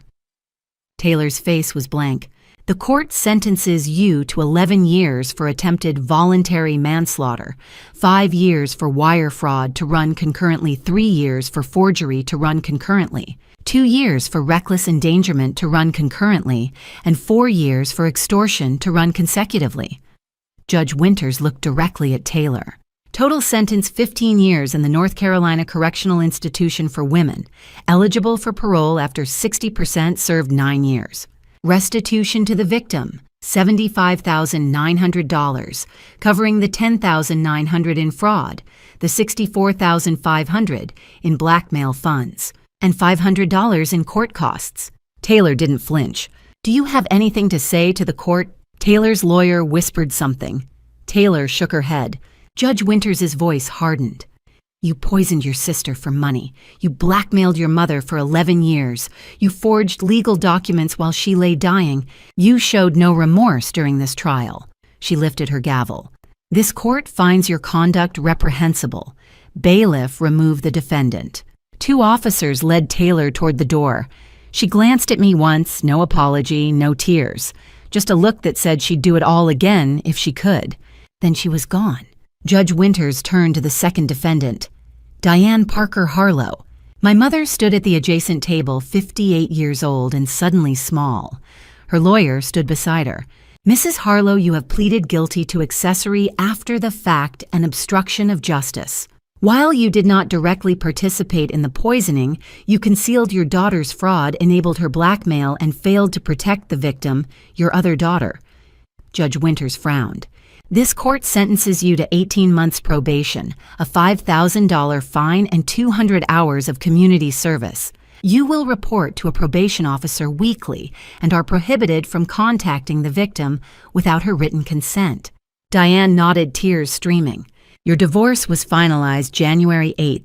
North Carolina requires a 1-year separation, but David filed on grounds of fraud and marital misconduct, your mother's concealment of paternity, and financial crimes. The judge granted an expedited hearing. The divorce was finalized on January 8th due to extraordinary circumstances. You have forfeited approximately $400,000 in marital assets as part of the settlement. This court hopes you understand the gravity of your actions. Judge Winters closed the file. You enabled your daughter's crimes for over a decade. You used your ex-husband's money to pay blackmail. You stood by while your other daughter was poisoned. That is a failure of the most fundamental kind. Diane whispered, I'm sorry, but she didn't look at me. Judge Winters set down her gavel. The victim may now read her impact statement. I stood hands shaking and walked to the podium. My name is Nina Harlow. I'm 34 years old. I'm a licensed veterinarian. On November 17, 2024, I collapsed from a stroke caused by deliberate poisoning. I was in a coma for 7 days. I woke up to discover that my 33-year-old sister had tried to kill me for a $400,000 inheritance and a $500,000 insurance payout. I discovered that my 58-year-old mother had enabled fraud and blackmail for over a decade. I looked at the empty defense table where Taylor had stood. I lost my family, but I gained something too. I learned that my biological father, Samuel Fletcher, paid $672,000 in child support over 16 years to help raise me. I learned that the man who raised me, David Harlow, loved me for 34 years, even though I wasn't biologically his. I learned that love isn't about DNA.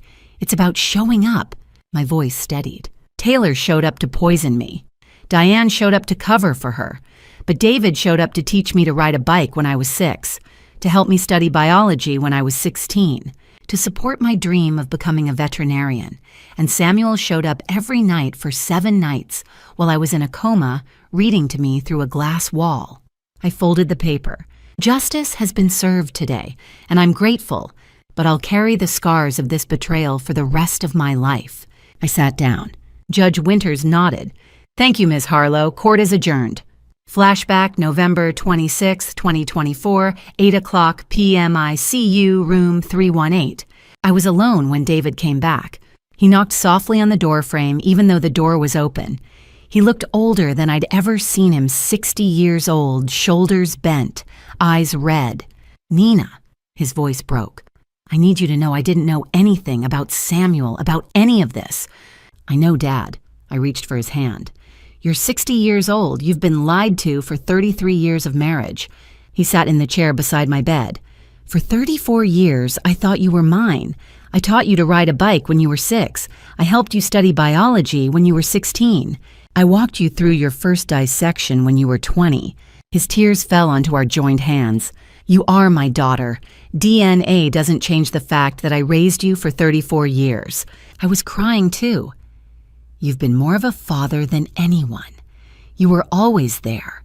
You always cared. For 34 years, you were my only father. But I didn't protect you from them, from Diane's lies, from Taylor's greed. I'm 60 years old. I should have known. You didn't know because they hid it from you too. I should have seen what Taylor was doing. The demands for money, the fake engagement. I'm her father. I raised her for 33 years. I failed. You didn't fail me. He pulled an envelope from his coat. I'm filing for divorce. I'm moving to Charlotte to be near your aunt. But I want you to know you'll always be my daughter. I'm 60. You're 34. We have decades ahead. I opened the envelope. Inside was a handwritten letter and a check for $15,000. The memo line read, "To replace what Taylor took and what I couldn't stop. Dad, you don't have to do this. I need to.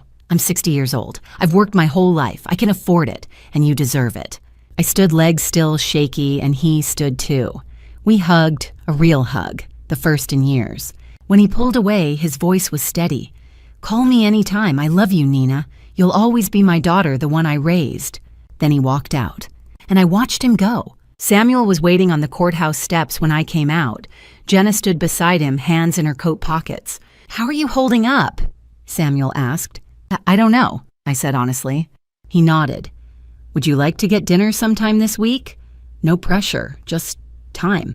I thought of David, 60 years old, in Charlotte, starting over. I thought of my mother, 58 and alone. I thought of my sister, 33 and locked away for 15 years. And I thought of Samuel, 64 years old, standing on courthouse steps, offering me the one thing I needed most: time. "Yes," I said, "I'd like that." My phone buzzed, a text from David. "I'm proud of you." I looked at Samuel, then at Jenna, then at the courthouse behind us. I'd lost my mother, I'd lost my sister, but I'd gained a father I never knew, and I'd kept the father who raised me. Justice had been served. Now it was time to heal. I walked out of the hospital on February 1st, 2025, 10 weeks after my collapse. My right hand still trembled when I tried to hold a pen. My right leg dragged slightly when I was tired, but I was alive. Samuel texted that afternoon, "Dinner this week." I stared at the message for 5 minutes before typing back, "Okay." We met at a Mexican restaurant on February 3rd. Samuel was already there when I arrived, sitting in a booth by the window, hands folded on the table. "Mexican food," I said as I slid into the seat. "How did you know?" He smiled. "You used to go to that taco truck on Lexington Avenue every Tuesday when you were in vet school." I noticed. 14 years of watching from a distance. We ordered. The conversation was awkward at first, small talk about the weather, about my physical therapy sessions, about his clinic. Then Samuel asked, "Why did you become a veterinarian?" I thought about it. Because animals don't lie. They don't pretend. If they're hurt, they show you. If they love you, they show you. There's no performance. He nodded. "Your mother sent me a restraining order in 1997. I could watch you from a distance, but I couldn't contact you until you turned 18. By then, you had a life. I didn't want to disrupt it." I set down my fork. "You paid $672,000 in child support. You created a $48,000 scholarship. You paid my $127,000 hospital bill. You did more than most fathers who live with their kids." His eyes, blue on the left, green on the right, just like mine, filled with tears. I reached across the table and held his hand. "We have time now." A week later, Samuel invited me to his clinic. Fletcher Animal Hospital. Small, clean, with a waiting room full of pet owners and a bulletin board covered in thank you cards. He led me to his office. The walls were covered in newspaper clippings. "Local high school student wins regional science fair. Nina Harlow, 16, 2006. Asheville Veterinary College graduates class of 2015. My face circled in red pen. New veterinarian joins Asheville Animal Clinic, 2017. Dr. Nina Harlow nominated for Veterinarian of the Year, 2023. I stood in the center of the room, surrounded by my entire life. "You were there," I whispered. "I couldn't be there in person," Samuel said quietly, "but I wanted to know you were okay." I turned to him. "You were there, just not in the way I expected." On February 14th, my 35th birthday, Samuel arrived at my apartment with Willow and an envelope. Inside were legal documents. Kendrick Foundation Trust. Established June 2013, when I turned 23, right after I graduated vet school. Original deposit $250,000 from the sale of Fletcher Wildlife Rescue in 1996. Invested in index funds for 12 years. Current value, February 14th, 2025, $400,000. I looked up at Samuel. "I can't. You already earned it." His voice was steady. "Your grandmother would be proud. Margaret Kendrick Fletcher, she passed in 2022 at 91. I named the trust after her. This is for you, for your future, for the clinic you've always wanted to open. I can't accept this. You can? He stepped closer.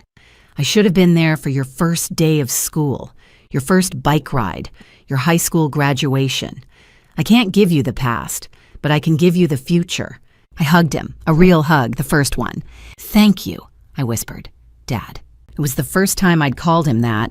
December 2nd, 2024.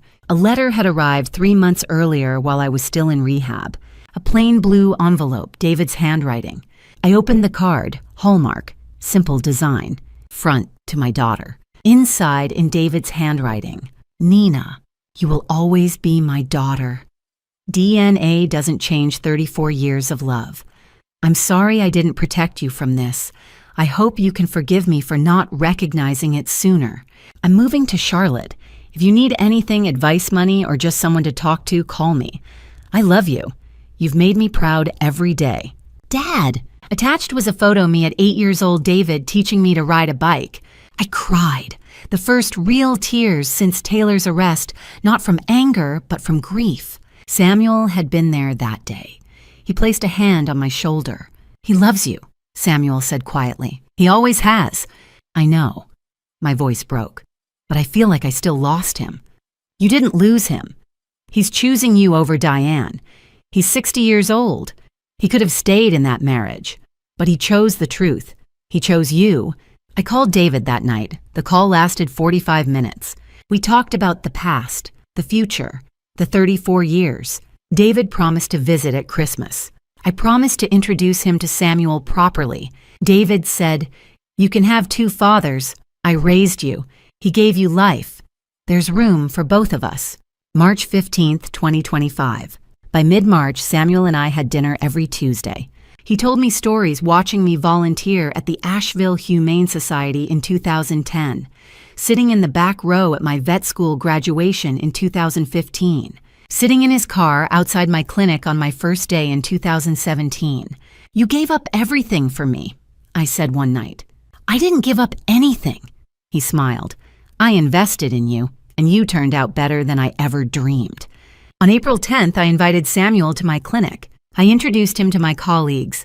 "This is Samuel Fletcher, my biological father." Jenna hugged him. "Thank you for the 7 nights. You sat outside that glass when no one else did." Samuel looked at me. "She's my daughter. Where else would I be?" For the first time, I felt pride instead of shame. On April 30th, Samuel and I drove to Charlotte. David met us at a coffee shop. 60 years old gray at the temples, still standing tall. Samuel extended his hand. David Harlow. David shook it. Samuel Fletcher. They stood there for a moment, 2 men 30 years apart in age, both fathers to the same daughter. David said, "You paid for her when I didn't know she needed it. Thank you." Samuel said, "You raised her when I couldn't be there. Thank you." I watched them shake hands, and I realized I didn't lose my family. I chose a new one. Let me take you back to December 20th, 2024, 1 month after my collapse, 7 weeks before the trial that would send Taylor to prison. That was the day Samuel and I reopened Fletcher Wildlife Rescue. I stood in front of a freshly painted sign, Fletcher Wildlife Rescue established 2024. Behind me, a renovated barn, 6 raptor enclosures, and the father I'd spent 34 years not knowing existed. I was 34 years old. He was 64. And today, we were reopening. Together. 34 years of waiting. 34 years of hiding. Finally over. December 20th, 2024, 8 a.m. The volunteers arrived at dawn. Jenna drove up, first followed by Dr. Morrison in his pickup truck, then a caravan of cars from the Asheville Humane Society and the local Wildlife Rehabilitation Network. 40 acres, red barn, new roof. 6 flight enclosures for raptors, a small mammal ward, a surgical suite with donated equipment from Blue Ridge Veterinary Hospital, 2 weeks of renovation, hundreds of volunteer hours, and now a ribbon stretched across the barn doors. Samuel handed me the scissors. Willow sat at his feet, 14 years old, tail wagging slowly. Local news cameras rolled. WLOS News 13. Stroke survivor, 34, reopens wildlife rescue with biological father. I cut the ribbon. Applause erupted. Samuel leaned close. Your grandmother would be proud. Margaret Kendrick Fletcher, she passed in 2022 at 91. She never got to meet you, but this is her legacy too, 34 years late, but it's here. I whispered, I wish I'd known her. Samuel's voice was quiet. She knew about you. I told her the day you were born. She kept the secret for 34 years, but she left money in her will, $180,000. For Nina, she wrote, when Samuel finally finds her. She died at 91. You were 32. She waited for this. 8:30 a.m. The first patient arrived a red-tailed hawk with a shattered left wing hit by a car on I-40. I examined it while Samuel assisted. Compound fracture of the ulna. Prognosis 6 to 8 weeks recovery, 90% chance of release. My hand steady now, 1 month post-stroke splinted the wing. She'll fly again, I said. Like me. We both get a second chance. Samuel smiled. They always do. That's why we do this work. I did this for 30 years before you were born. Now I get to do it with you.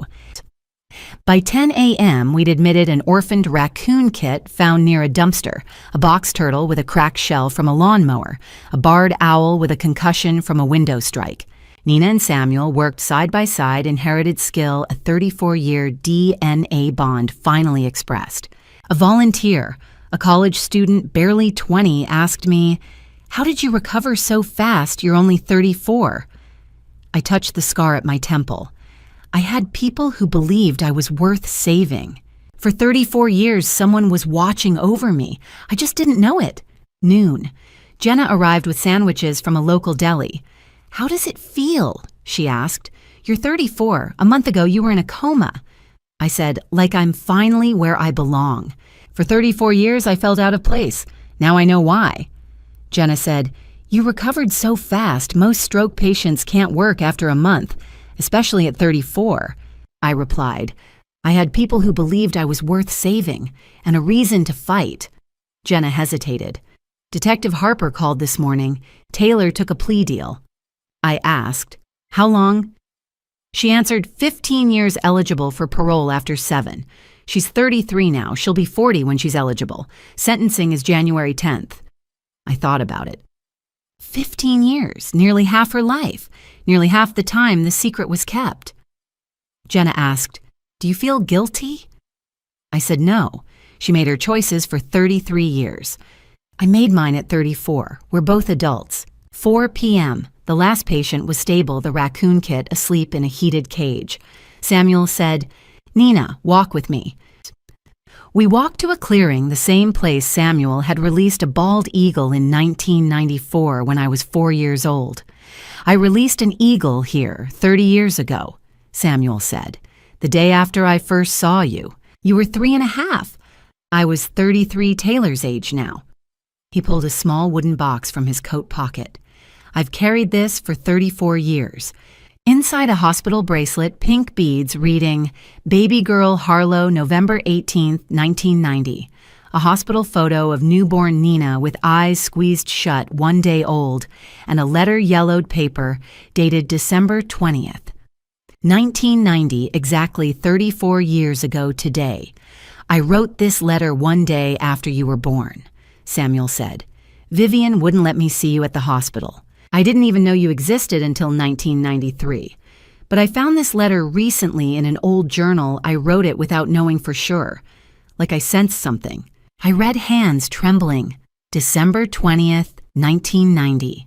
I am 29 years old. Vivian left me 11 months ago. I still love her. I wonder if she ever thinks of me.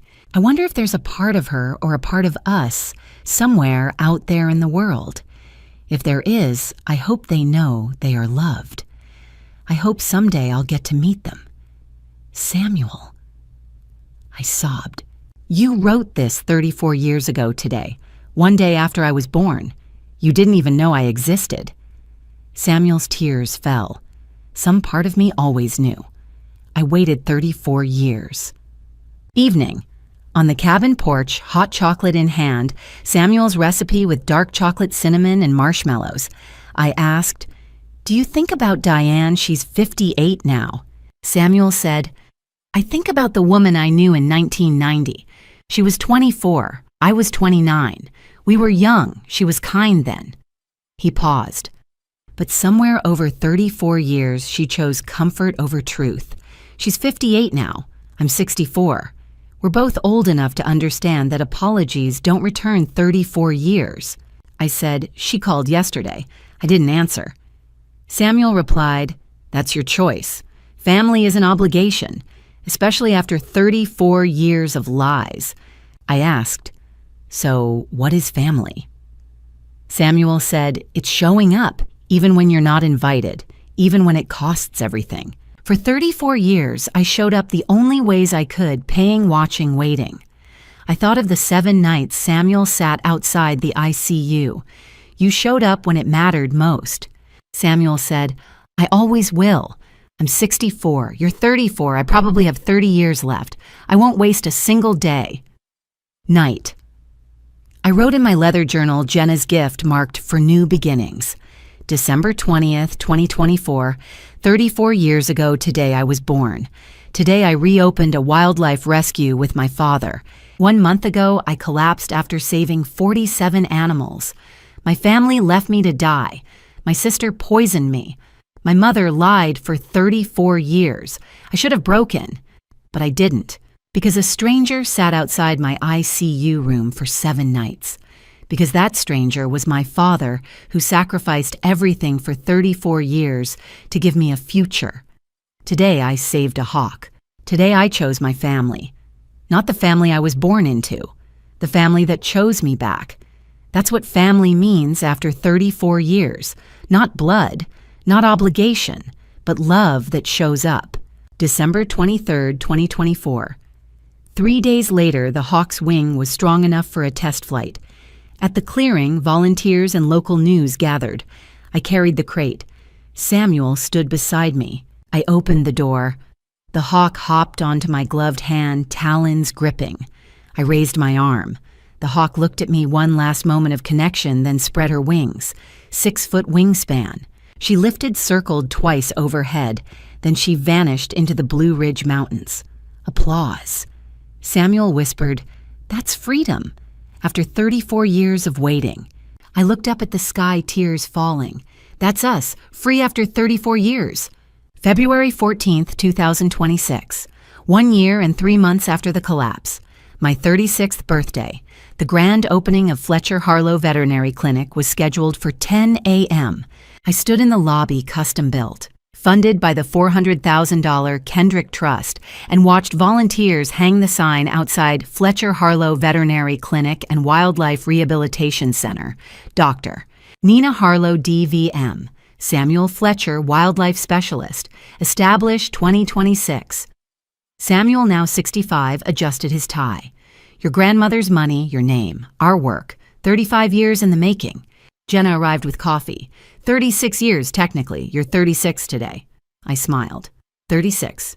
2 years older than I was supposed to be. The doors opened. First through Dr. Morrison carrying a potted plant. Then the Asheville Humane Society staff. Then reporters. And then David Harlow walked in. 61 years old. Gray at the temples. Still tall. He shook Samuel's hand. "Samuel." Samuel replied, "David." They'd met twice before, once in April 2025, once at Christmas. But today was different. Today they stood together in my clinic built with Samuel's sacrifice and David's love. David handed me an envelope.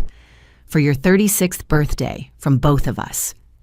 Inside 2 checks. One from David, $15,000 memo reading, "For the girl I raised for 34 years." One from Samuel, $15,000 memo reading, "For the daughter I waited 34 years to know." $30,000. 2 fathers. 1 daughter. I hugged them both. That evening back at Fletcher Wildlife Rescue, I sat on the porch with Samuel. Willow, now 15 gray-muzzled, slept at our feet. The fire crackled inside. Our heterochromatic eyes reflected the flames, blue, left green, right identical.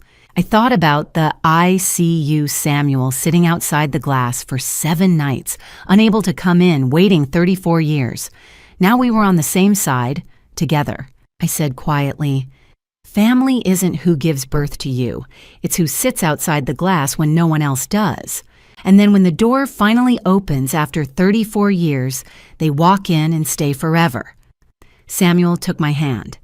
34 years of watching through glass. Now I get to sit beside you. I looked at the mountains, the stars, and the man who'd sacrificed everything for 34 years. "We're on this side of the glass now," I whispered, "together." And for the first time in 36 years, I was home. And to you listening to this story, remember this family betrayal cuts deeper than any knife. But God gives us the strength to choose our own path. For 34 years, I didn't know the truth. For 34 years, I lived a lie.